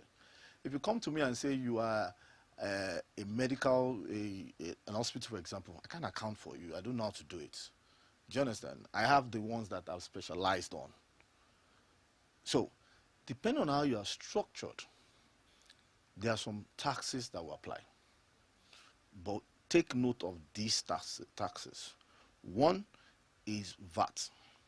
Now, VAT may not really play with you if you are structured with a distributor, right? What the distributor will pay to you is a right that is going to pay you on those intellectual property. And what you are going to suffer from that distributor is what we call withholding taxes. So you will not have, because I've seen a lot of cases when people come to me, it's a production company, and FRS is stopping them for VAT. And they are running, because they don't even know how to, the accountant doesn't even know how to explain the relationship to the FRS. And FRS, they don't know. Don't blame them. They can't know it all. They don't know. In fact, I was having a conversation with one of the banks, and I said, no, even the banks don't know how to finance films. They don't know how to finance entertainment. They see it as a product. Do you understand? So if you look at how they review it as products. How you review, you are selling Omo. Yes, FMCG. That's when you want to collect loan from them. The way they see it is, okay, we are giving you money. When they're looking at payback period, it's almost like if you are selling tomato and salt. Do you understand? A film you can do a gestation period of like 2 years, a good film, before it starts bringing money. Production can go as much as 2 years. Pre-production, production, post-production can go 2 years. A good film. Before it starts to make money. So if somebody gives you money and it's a 31-year loan, you're already in trouble. And some creative go and collect those kind of loans. Yeah, they do. So you now have withholding taxes. Now, at the end of the year, you now have things like what they call company income tax. That is also why it is important they are well structured. Now, if you are well structured, it means that you have a valuation of your rights in your balance sheet. And you're amortizing as you are making money on the. So you can make a music this year, and it's going to give you revenue for the next 20 years. But that does not mean there's no cost attached to it. You have accumulated the revenue this year. I mean the cost this year. It can go as much as maybe 50, 60 million naira. in your balance sheet, and every year you're removing 5 million into your profit and loss, and then you're making sales on it. So you now have what we call net profit, and you have the taxes to it. So those are the ones that will come into play: withholding, VAT, company income tax. The one that will come more is withholding and the company income tax. Now, if you have employees, there will be payee that will become applicable to you if you have employees. If you don't, and there are other small taxes like the AMAC and tenancy rate, all those things, business permits. Don't be blindsided to those things. I tell people, yeah, you know, a lot of people that I consult, especially for tax defense, are film companies. Usually, they are blindsided to taxes until maybe 5-10 years. I know in Nigeria, if you are popular, they'll come for you. Do you understand? Lagos has even done a bit of things these days to say every time. That's why Olamide says not doing concert anymore, because when you do concerts in Lagos, the next time LRS is with you, because you said you made 100 million now. Account, give us 20 million now. You say there's no money. Come and give us account of the show you did. If we don't know any other one, we know this one. You are selling table 1 million naira, and you said it's sold out. We can estimate. Abi, we will help you to estimate. This show was made 120 million naira. It's a simple case. Okay, you have paid everybody. We give you 80% as cost, right? 20% is your profit. Give us 30% of it. You now start saying, oh, I didn't make an account and all that, you know. So it's important, right? So those are the taxes that you get. But like I said, how you are structured, your business is structured, speak to an entertainment lawyer. Make sure your business is structured as an entertainment company, not as a trading business, not as an FMCG. Your object, your clause must be entertainment related. In setting up your accounting system, also ensure that you are set up as an entertainment or creative business. Not, and you know, if you are using an accounting software, some of this accounting software are just set up basically as trading. Do you understand? Totally understand how you value your right on your balance sheet and how you transfer it on an annual basis onto your profit and loss. I think I covered everything, right?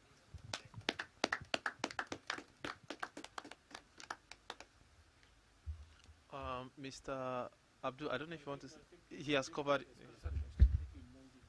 Okay, I think that's it. Does anyone have any other question? Because I have a question. Okay, so I just want to ask. So we've been talking about money in some sense, and then I asked myself, asides the popular streaming income and the one you get from shows, are there other ways a creative could make money from their craft? Because, for example, I know that if they're going to be a commercial and it involves music to be in the background or them to play your music, something is usually worked out and stuff like that. And yeah, so I just want to know, because it looks like it seems to me as a music creative that you just have like two ways: stream and live and live performances. So if the other ways that one could exploit, because I don't want to believe that everybody would have to blow to be able to see some kobo from all this sweat. So we know how to strategize. If blowing may not be my portion, maybe maybe I should. Yes.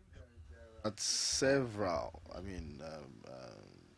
revenue streams that creatives, actually music creative, can actually enjoy. If maybe you have not noticed that film sector is looking for musicians that will sing for them. They don't get. That's why and I think it's even getting better these days, because what has happened now is that they stop using all these untitled, on licensed songs on film because of YouTube. And usually one of the things that we've noticed is even getting creative to sit with a producer to make a song for an album, to score an album is that is very challenging. you'll be shocked that, as like I said, I've worked with Kunle for a while. Most of the songs that we use in the films are scored abroad. It was recently that we started to get, like, we had in Kuna Folan production, have in-house musician now that sing for the like the last album that was done, which is something that, you know, is also, except some of those popular ones, you know, there are a lot of young artists that can actually blow, if I use that word, singing scores for films. Talk Alabi, is that not the name of that Yoruba lady? I think she made her name from singing for Yoruba films. Yeah, that's what she really made her name, because almost all the Yoruba films that time, she was a person singing all those normal. She just looks at the title, and the title is the song. And so there's a lot of revenue streams that musicians and creatives in music sector can, apart from streaming and shows. I mean, like you said, there's so many platforms. I mean, there are various platforms that you can sell your musical rights to, and it can be used for things. There's a lot of platforms. I use songs that people buy online.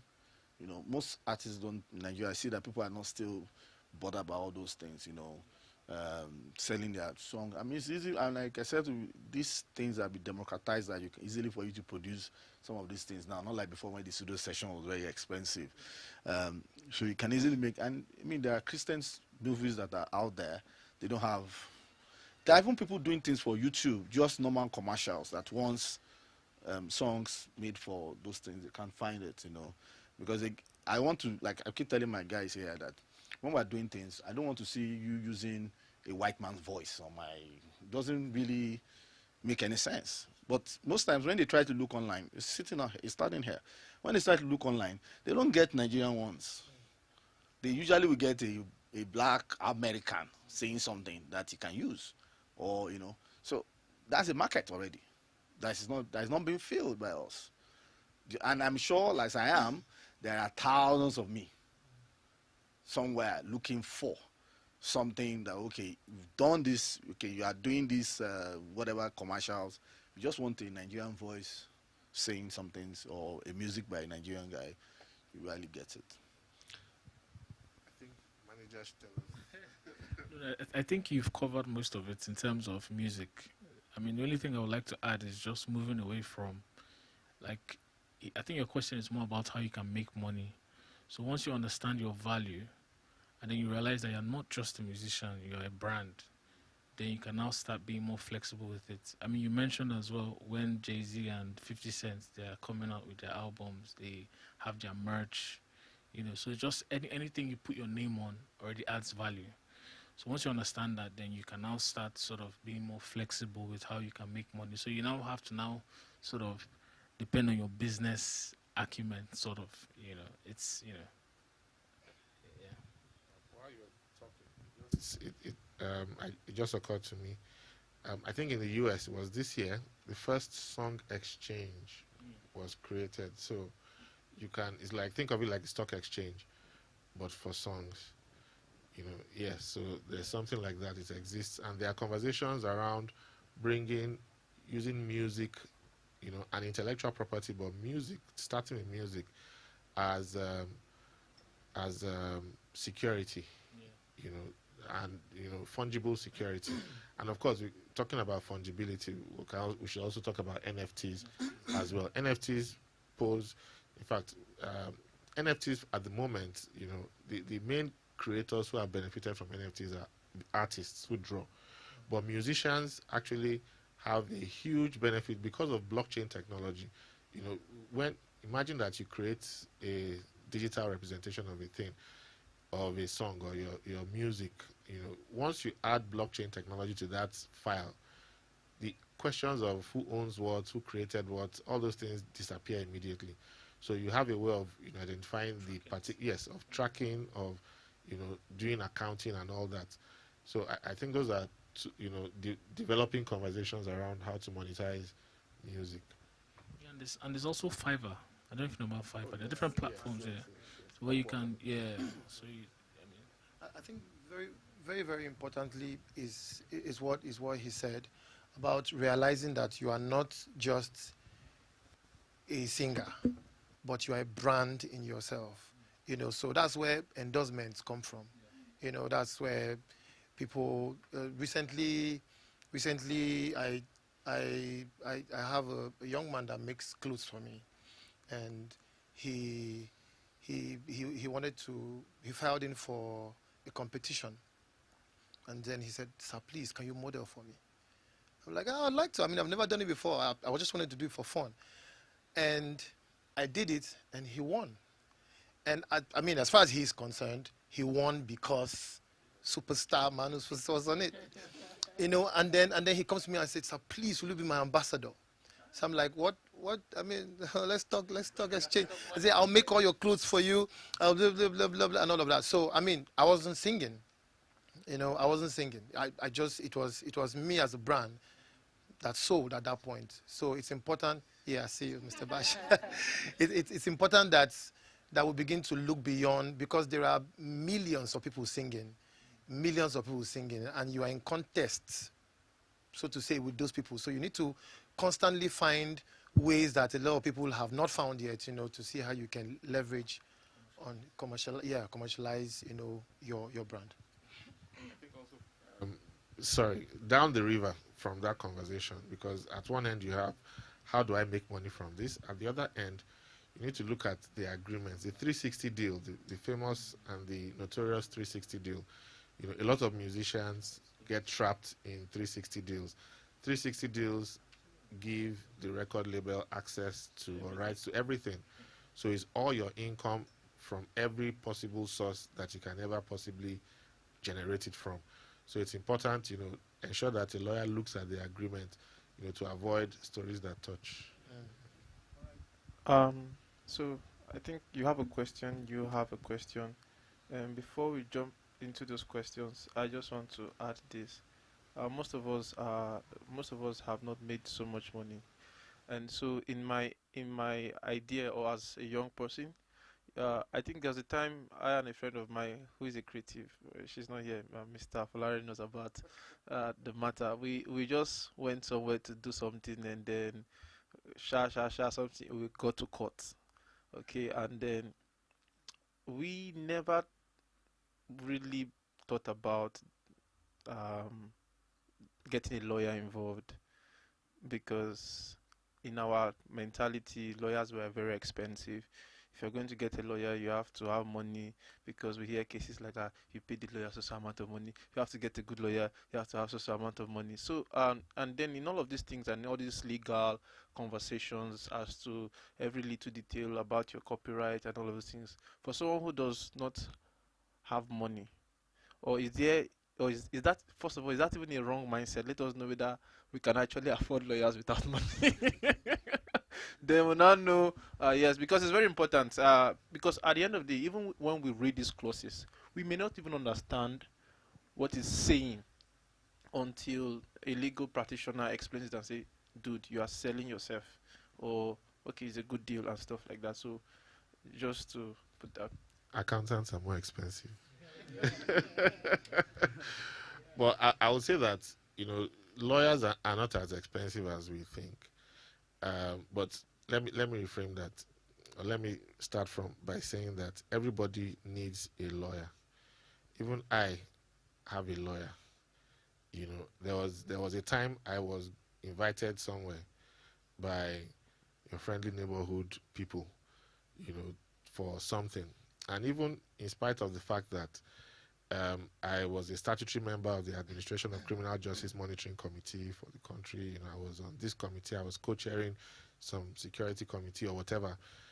In spite of all of that, I called a lawyer to go with me to that place, because there's a saying that a lawyer who represents himself has a fool for a client. So even a lawyer, it's not advisable to represent yourself. So everybody needs a lawyer. When I was called, when we ended up, when we got to the place, I received a phone call. One of the people in that place was trying to be hostile. I received a phone call from one of their superior officers. So I put it on speaker, and I jokingly said, "I'm at so and so place. Your boys want to do so and so and so." and that person started shouting, and the conversation changed from there. But the point is that I got a lawyer, to go with me. So yes, I realized that there's a generation that perhaps doesn't think that they need to engage lawyers, but you should have a lawyer. And lawyers aren't as expensive anymore. In a country where human rights are observed more in the breach than in the compliance, you should have access to a lawyer. You should have a lawyer. It's very important. And so I would say sometimes consultation, advice really is the principal function of this intellectual property conversation. It's advice. So how much you pay for consultation or consultancy is a different conversation, but there are more lawyers than people in the entertainment industry engaging, especially music people don't like to pay. I mentioned that they don't like, but they prefer to be paid. I mentioned that I am the chairman of the board of trustees of the Intellectual Property Lawyers Association. Some years ago, we had a session where we provided, every year we do like pro bono legal services for different sectors in the creative industry. And there was a year we did something with dance, and it was just after the Bata case. And we had all the big people from the dance industry who showed up. Some joined virtually. But guess what? None of the younger people came. And it was free legal services. We had over 40 lawyers on site, who were there ready to provide legal advice free of charge to anybody. But we didn't see the mekunus, and, they started this conversation about, oh, you young people, you're always complaining, but now here you see lawyers, blah, blah. And you had more of the older, by older, I don't even mean like older.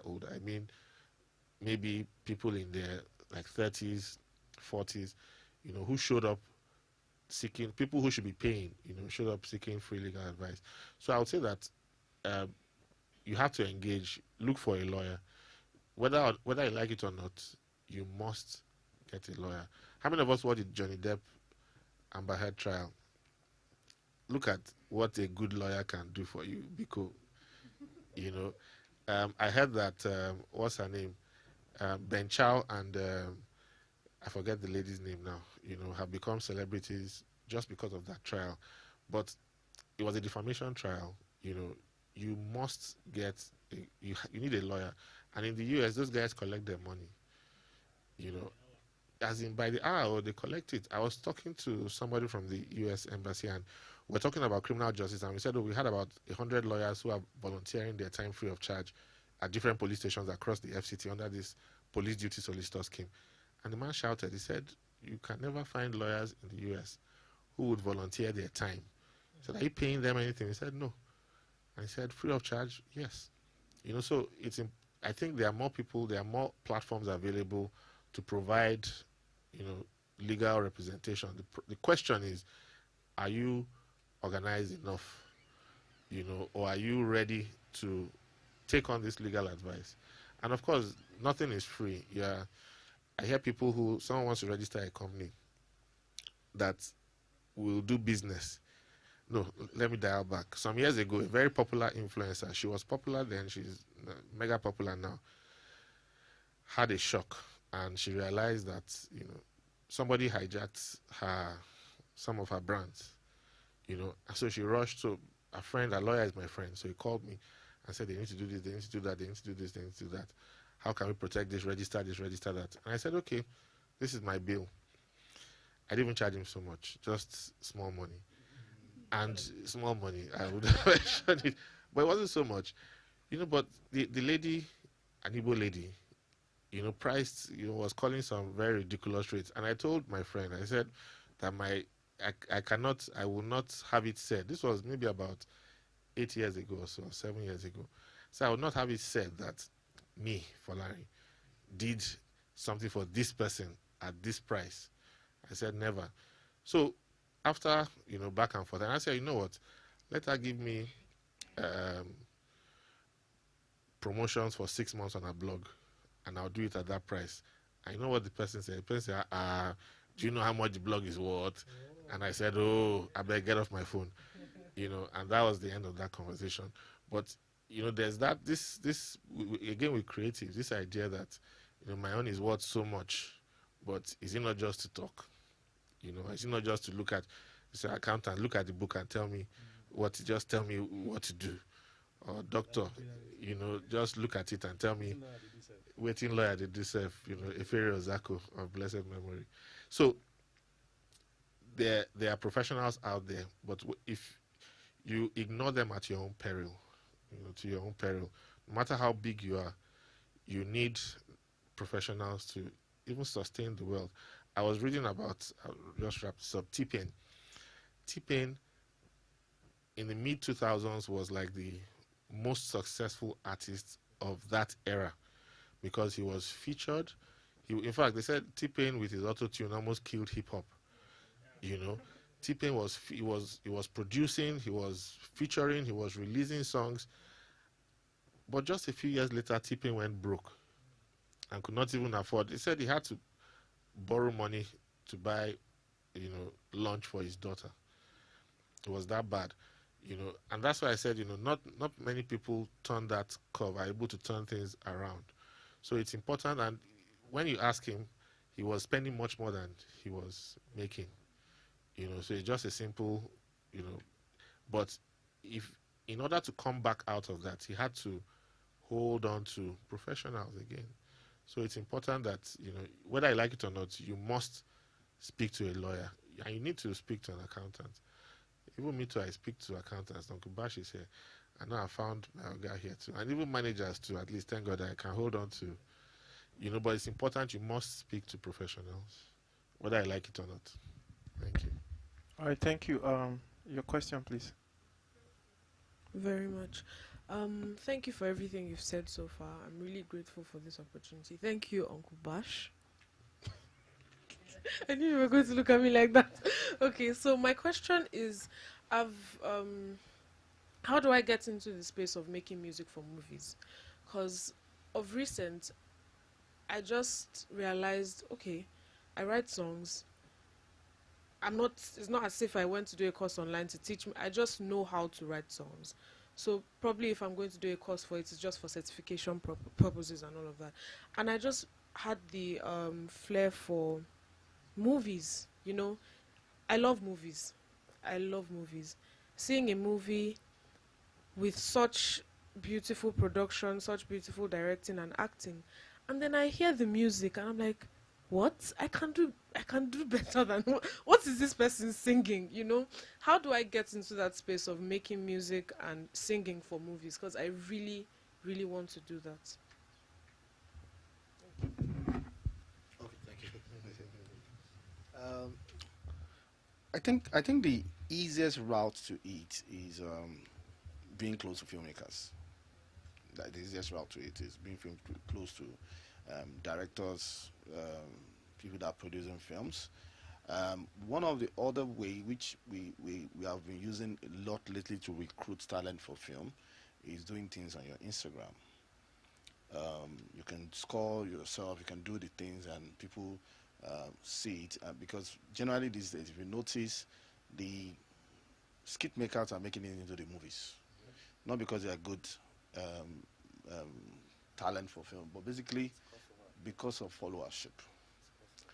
It's also part of what I will look at when I'm trying to fund a film. Potential of people that are going to see your film. Do you understand? So when we're recruiting talent for films, we tactically recruit people that have followers on social media also. Maybe one or two on the films to give a drive to that film. So it means that we go on Instagram to look at, scout for talents and all that. So if you can take a film, right? And there's a lot of tools these days that can remove the soundtrack and replace with your whatever you have made, and you can tag the filmmaker and of that film. That will give him an idea. Okay, if I'm doing another film, I can actually speak to this lady to do that. That's one way to go around it.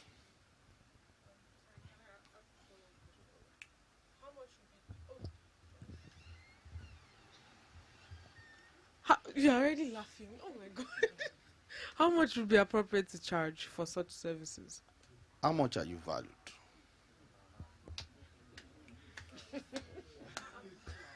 Yeah. What is your value? What have you valued yourself? It speaks to what we've been speaking about since, some people take it as a marketing strategy to charge low. It may be your strategy. If your strategy is to start from very high end, no problem. But the thing is that what value do you place on yourself? Funnest thing, I say this to people without a lot of understanding, that somehow the industry is such that sometimes where you start determines how you're going to grow. Yep. Because it's a word of mouth. If I paid you 100,000 for a gig, definitely I'm going to tell my friend I paid you 100,000. Usually they will even come and bargain 95,000. I mean, if you can take 100,000, you can take 85. Yeah. So, but put a value to yourself. Value of what you are doing, the value of what you are adding to whatever that person is doing. If that person sees the value in it, it should. If it doesn't see it, the person that sees value will come. That's where I see these things, So I can't tell you this will be the appropriate amount. Again, budgets are different. When we did Netflix Christmas in Nigeria, the budget is different from if somebody is doing a film like Amageto now. The budget of Amageto is not the same thing with the budget of Christmas in Nigeria. It's different. I can't tell you how much Pasuma earned to sing to do the soundtrack. There was a soundtrack he actually did for that song. He sang this 10 days of Christmas, 11 days of Christmas in Yoruba. He actually earned good money to do that. He performed live. So it's how he plays. There's a guy that actually sang on that. They gave him an offer and he said no. Do you understand? When we scout around, because there are scenes that you need some voices on. It's not normal films that you have one person singing all through from beginning to the end. No. And it's evolving these days. It's really, really evolving. A lot of, look at Ebony Life. There's a lot of films coming out from them. So there are scenes that you need maybe a male voice. There are scenes you need a female voice. There are scenes you need somebody that sings like Asha, for example. And there are scenes you need somebody that sings like Burna Boy or like that, or you even need Burna Boy himself. And there are things that your voice will fit in. Do you understand? Some movies, your voice will not fit in. Do you understand? So that will determine so the budget of the film, the budget for what you put your value is, will actually decide on what you charge. If I may also, okay, you want to say? Okay, I'll just like to also quickly say that I find that in Nigeria, musicians, since we're speaking to music now, musicians do this voodoo type of pricing, where you call someone and you say how much, and the person tells you, X amount, and if you ask the person, okay, do a breakdown for me, wahala, they will stop picking your calls, And the truth of the matter is, I was involved, a very long time ago in a concert that brought in Kirk Franklin and a couple of other people into Africa, and you find that it's business, So they'll tell you, we're bringing in X number of people. This is the amount. This is how much they earn, for outdoor gigs. There's a band. This is how much, X number of bodyguards. This is how much they earn on a daily basis. We're bringing in X type of equipment, or we're going to require X type of equipment, and so on and so forth. So even though this is not necessarily speaking to film, but speaking to like billing for live performances and for things like that, if you're going with, imagine charging X amount and you show up with a CD, and your voice, people might ask, okay, what is the value of that?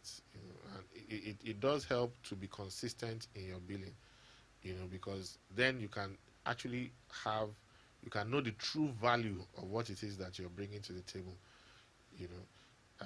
and then I have a friend, Ava Momo. Ava used to produce, many years ago, used to produce songs for hip-hop artists, and then at a point he decided he was just going to strictly produce for film, and I think he got this gig where he was asked to produce about 20 songs for 20,000 naira. This was, yeah. Yeah, but I should mention that this was many years ago, but 20,000 has always been 20,000. It was well, yes, but this wasn't in the 90s. It was in the 2000s. And he did it, but that was his break into the movie industry. And from then, I was looking at his Instagram recently, and I was impressed by a lot of the things that projects he has worked on recently. So at the end of the day, it comes down to you. But whatever you're going to charge, you should be able to give an estimation, an accounting, so that if you are asked to validate it or verify it, so it's not a voodoo kind of fee. Yes, thank you. Yeah, so my own addition would just be, he's spoken about the production of the music. So from the aspect of creating value, right? We are currently at the internet, the social media age, Instagram age, right? Where your followers are usually like your ability to sort of groom those followers. Do you understand? And bring people on board. So you have to think like the investor, like he said. What value are you bringing? Do you understand? Like, if you sing, how many views do you have? How many likes? These kind of things. Who are the people that want to see you and come out for you? Do you understand? When you do your little shows, you can start from like intimate shows. How many people can you bring out? What's your power? What's your pulling power? Do you understand? Because this is how you add value. So if I put you, because the thing is, there's so many singers out here. Do you understand? If I put your voice on the music, what's the extra thing that you're going to bring for me? Are you going to get the crossover people? Are you going to get your people watching the movie because they just want to see you sing? And I remember there's a movie, I think it's an American movie where they have Davido singing. Coming to America, yeah. So, I mean, that's just in the bid of sort of crossing his fans over to, do you understand? So you have to take time to groom that. I mean, I've produced several shows where I've paid artists X amount of money, and then they didn't bring one person. And it's like, and then if you ask them, they'll be like, oh yeah, that's my value. I'm like, what's that based on? Do you understand? So it's your ability to sort of do your own work. Me, I'm very introspective. I'm always about you and building what you can bring. And then people will come after and then see it and pull you over. Do you understand? Don't worry about the exterior so much as what you're doing inside, if that makes any sense. Let me say, I mean, in the line of, you asked about billing. You might also, I mean, I'm a sucker for getting paid, Recently I produced, so recently I decided to just take my fee to another level. Like, if you cannot pay, don't worry. That's what it is. Yeah. I heard. You heard? And I ran. It's okay. I mean, I'd rather just chill and wait for that person that can pay. That's me. Okay, but I mean, I didn't just get to that point, overnight. I paid my bills for like how long? Now, I'm going to say that you might want to also be patient to build your profile, by doing some pro bono things, by doing some volunteer work, by doing, some of the things he said. Get some movies, if you have someone who can help you edit, and clearly put there that you're not trying to, before infringe on, so that they don't come after you, you that is already looking for money. You're not going to be looking for Uncle Bash to come and help you, So you might want to, you want to make some sacrifices. Give yourself a period of time, 6 months, 1 year, to build your profile. So volunteer, just do stuff that will help you build your profile and build your followership online.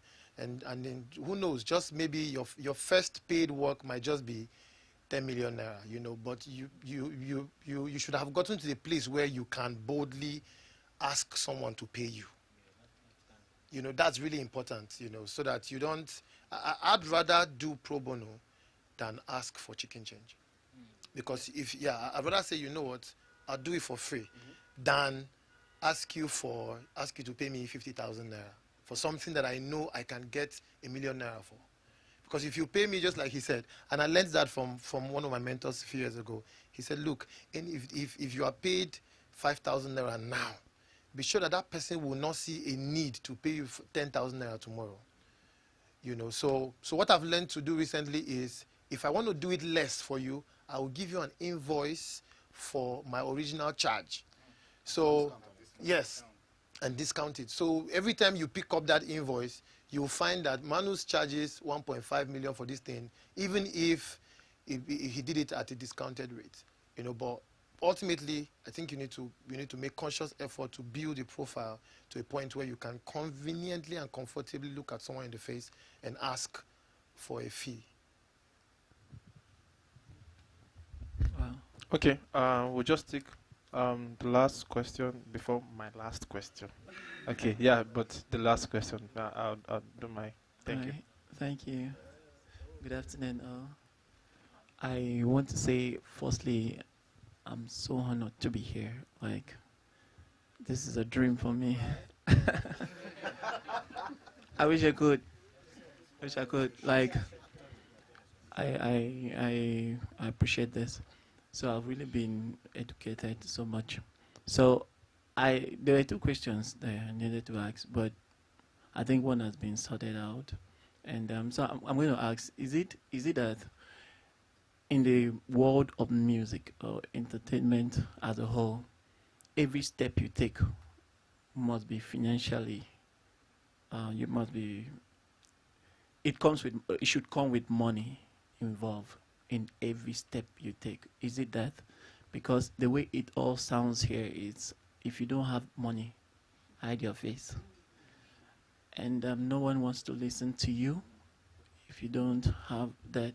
But again, that's an option. Like, how can an upcoming artist, right, who really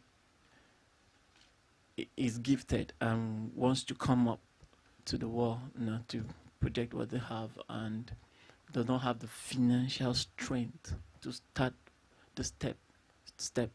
Maybe you get to step 1, step 2, step 3, and the fourth one, you're hooked. So how do you go about it? Let me just touch it very slightly. I know a lot of people have different things to say. Yeah. There's a lot of knowledge up here. Yeah. So if you can cast your mind back here, before we had the legal tender, we had trade by barter rights. Yeah. So it's about value and value exchange. So I don't feel like there's anyone that has zero. I don't know where I'm coming from, but I feel like there's something that you have to give, and you give that in exchange for something. The most important thing is understanding what you're trying to do, having a plan. The thing about plans is it's just it's a navigator. You don't necessarily follow it verbatim. Like, things will change in the course of your movements, but just have that plan. Know what your value is. Understand it. Most times, a lot of people, they want to be like Rihanna or Beyonce, but even that Rihanna and Beyonce, they started from somewhere, right? So everyone starts from somewhere. Love where you are, appreciate it.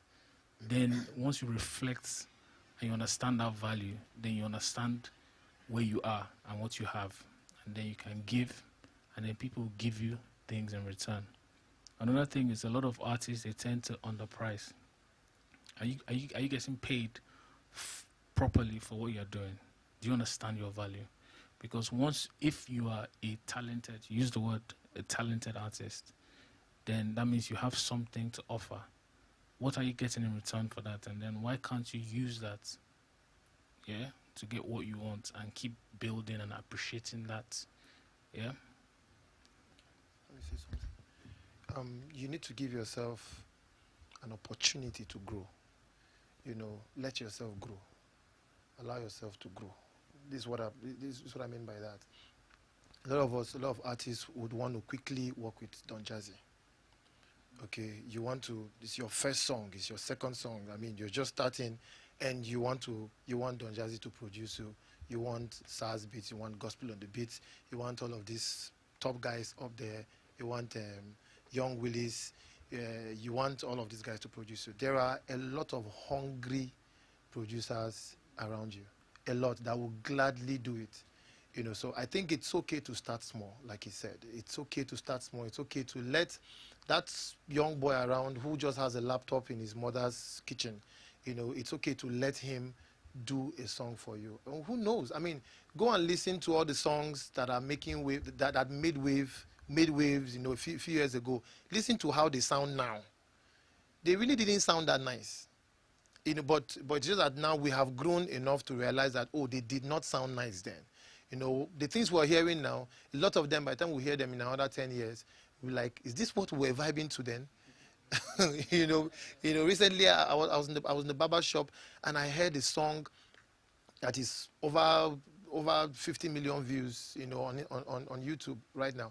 I heard the song and I had to stop. I told the guy, wait. I was so angry. Like, is this a song that everywhere this guy has traveled around the world with this production?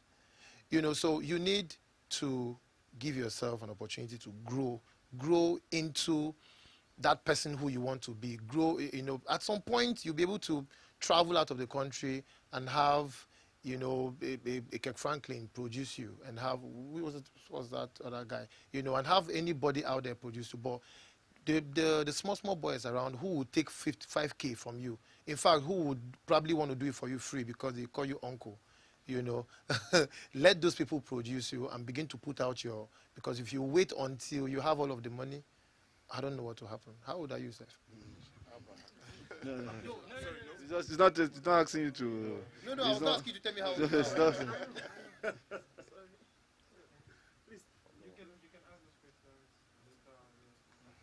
Okay.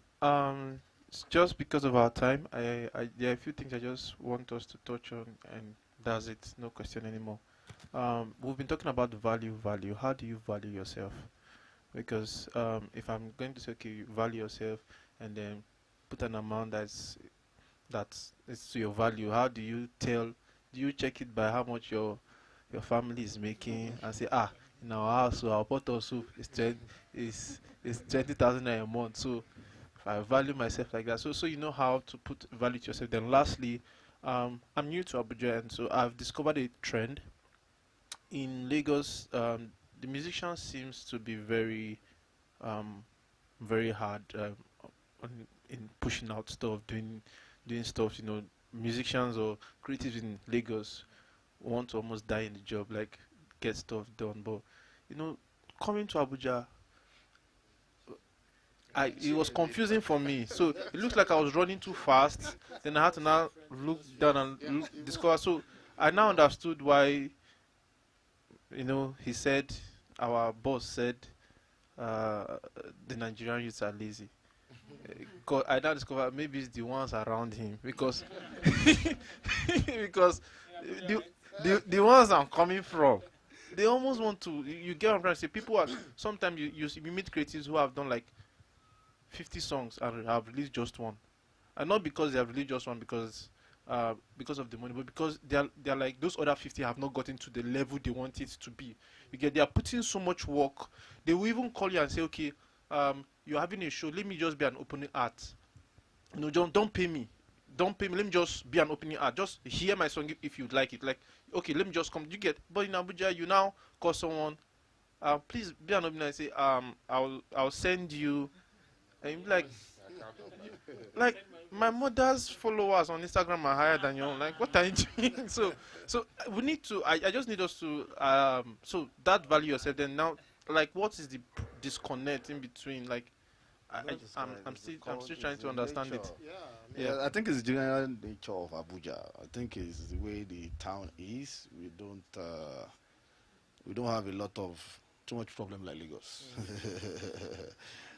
So everything is kind of laid back in Abuja, more than Lagos. I mean, Lagos, and unfortunately, let me also say this, you know, every area has its own audience and markets. I found a lot of artists or filmmakers trying to make films for Lagos or trying to create songs in Lagos. There are songs that you make in Abuja that will resonate with Abuja people. Like, I was joking with a friend of mine that I was speaking to two of my cousins. I was at the burial over the weekend, and I have one cousin lives in Jos and one other one lives in Lagos.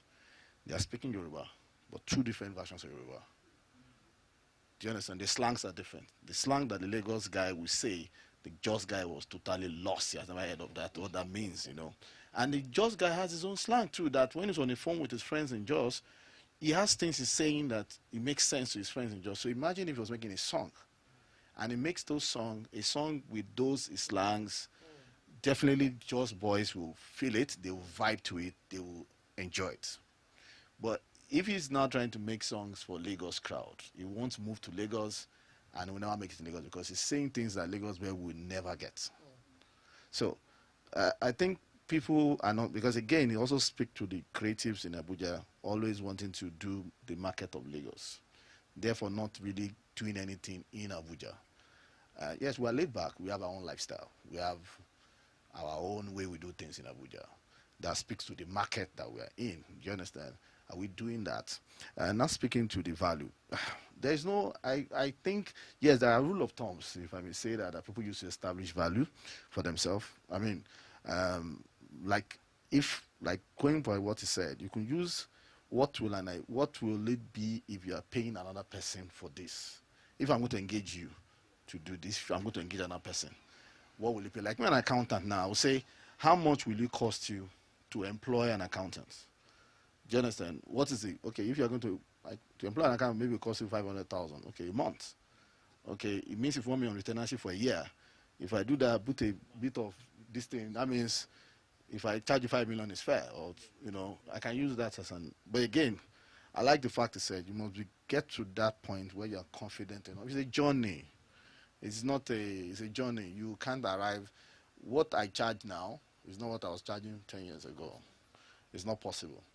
You know, people come to me and say to me, I'm not hustling for a job. I don't hustle for a job. I don't need to do 10. Do you understand? I don't need to do 10. I need to do one. Not quantity. Put all my effort in it, charge very well for that one, and enjoy that one. Yeah. Do you understand? Rather than doing 10 and I can't sleep, I cannot, you know. Like you said, yes, you know, at the beginning of the journey, I did a lot of free ones to establish my presence, for people to know I can do this. Now is a case of, now it has gone on that you do this. It's not for me to now sieve the ones that are serious and what are not. So it's a process that you're going to go through. So putting a value, your value will constantly change. The market is evolving. Your own needs are also evolving. Do you understand? Your cost of living is changing. So there's no static value to it. And if you niche markets, you will have more value. That's what I found out. If you niche markets, you have more value. What I mean by niche is stay in one place. People, it takes time to niche market, not mass doing things. Like I said to you guys, it's taken us a long journey for me to be known as a film accountant, so to say. For Netflix to approach me to say, come and do this. Do you understand? It's not a one-day journey. It takes people that have been talking in the industry for Netflix to know, okay, these people do this thing. And they came to us, you know. So it's a journey. And since then, our value has also changed. Because now we have something very big thing on our resume. This is what we do. So it's those are the journey. As you're adding those things, you know, I've done things to people for businesses, sometimes because I want to add it to my resume, that I've done this. Yep. Yep. Do you understand? Yep. Not for them, but for the next pricing. So now when I'm discussing the next business, I say, I did that one. And they will not know that I did it pro bono.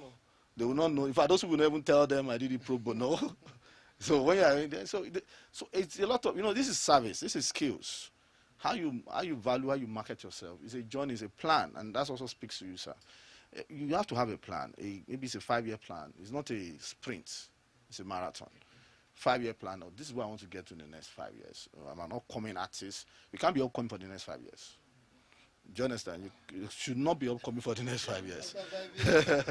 You are no more coming again. We don't know it. That's how long it takes for you to be a manager. So have a plan to say, okay, this, and sacrifice what you need to sacrifice in 1 year, 2 years, you know that this is where you are driving to. Like you noted, there are people that want to work with you, that you know that, okay, this is what I can do right now to get to the next phase of the journey.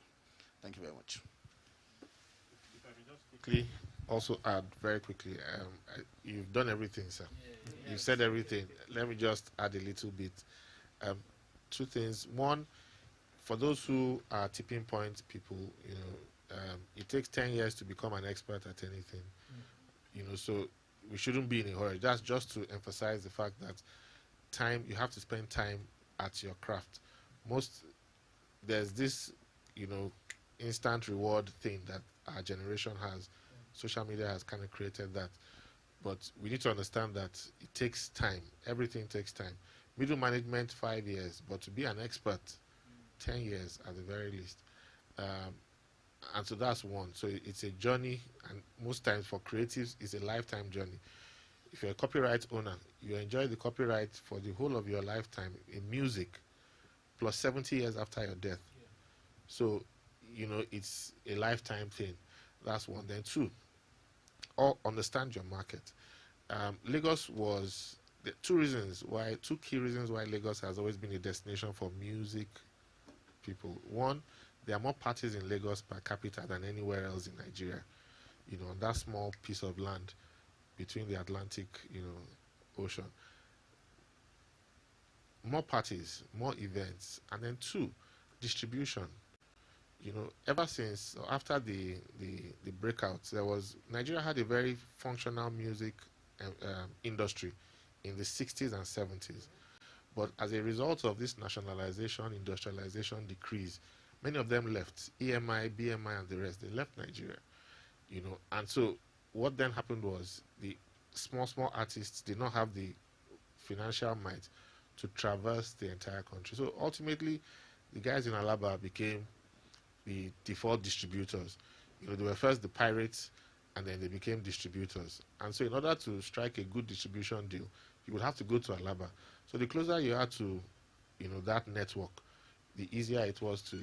And that was the major value that record labels, traditional, if you're talking of the big five or the big three, traditional record labels added to the artists. The label could give you the push to reach people on a national, I'm speaking, let's say US, for example, give you the push to a national scale. But if you look at artists like if someone was talking about indies, like Master P, who were selling CDs from the booth of their car. Master P did like $1 million easily, just on his own one-on-one tour, and he used that money to raise people. So it's important that we should understand our terrain, and I'll explain why. Technology has disrupted the monopoly that the Alaba boys had over distribution. There's this transaction, I think Occupation knows about it. Some artists who mass produce, CDs, this thing about mass producing CDs, and the person who he mass produced it for refused to pay and blah, blah, blah. It's difficult to make 10,000 copies, even 100,000 copies of CDs, to say, talk less of distributing to different parts of the country. Alaba guys could do that. But streaming has kind of disrupted that. And now you have artists like Beyonce, artists who are releasing their stuff directly to their fans, without bypassing the labels, bypassing even these new streaming distribution channels, bypassing them totally. So we should understand that has changed the dynamics, especially for the need to go to Lagos. If you're looking for money, like revenue from events, Lagos should be a destination, because Abuja doesn't have that kind of traffic. But understand your location. The civil society, the number of people who live in Abuja. I was at a function yesterday, 2 days ago, and a former governor was saying something about Abuja, that the expected population of Abuja from 20 years ago for 2022 is about 3 million naira. I said 3 million naira.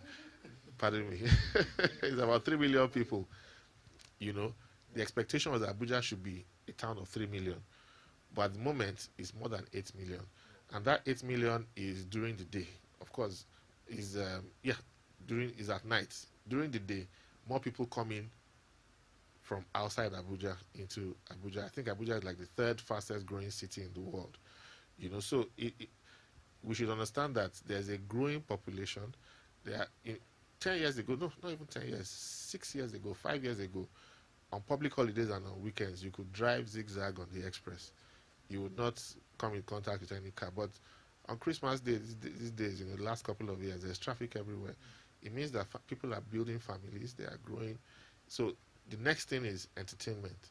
And so we should always, if you understand your market, it goes a long way in determining how you position yourself to benefit from that market. Thank you. All right, thank you. Please, a round of applause for everyone. And a round of applause for yourself. Okay, finally, I would just love each of the panelists to just help us, let us know your Instagram handles and how we could get in contact with you outside of here for those of us who want to take the ministry to the permanent site. So we know how to engage you and have further conversations as need be. Thank you. So I think we'll just start with Mr. Fulare. Okay, I was on social media. I left social media. Chai. And then I'm just, coming back to social media. So I'm like a ghost on social media. But I'm on Instagram. I can't remember my username. I'm on Instagram somewhere. I'm on Twitter somewhere. I think it's the Folarin Aluko, The Folarin Aluko. But if you search for Folarin Aluko, ignore the newspaper clippings about a court giving a judgment. So I'm on social media. I'm on LinkedIn. You can find me on LinkedIn easily. My phone number. Can I do this? Okay, my phone number. I think you should keep phone number before. Okay, yes. But my phone number actually is public. Like I said, I was chairman of the Nigerian Bar Association Abuja branch. People call you at 3 a.m. tell you that they were arrested by the police somewhere.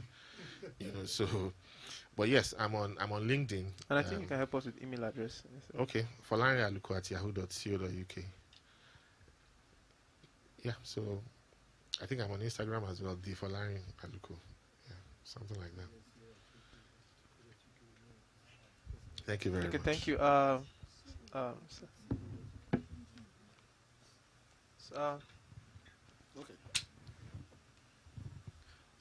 I'm on Instagram, just Olubayode Agbi.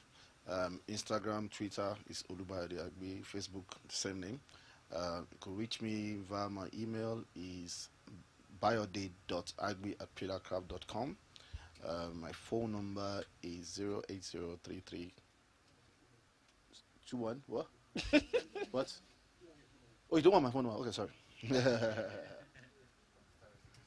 Abi? Your email address.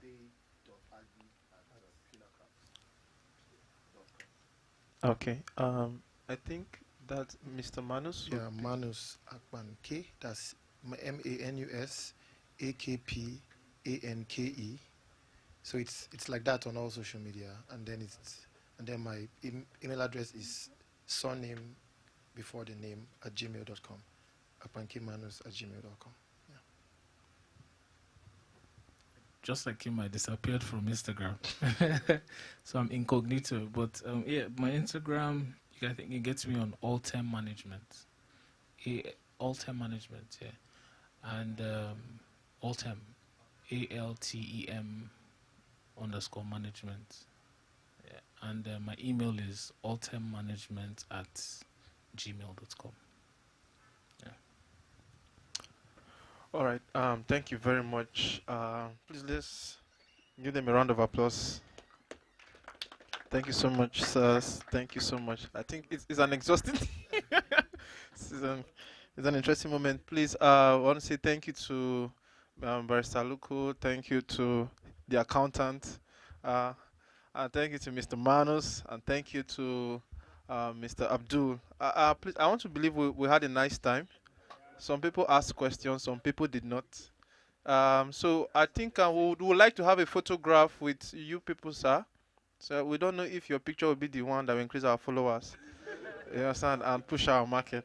So we would love to have photographs. I think that's fair if I'm correct. All right.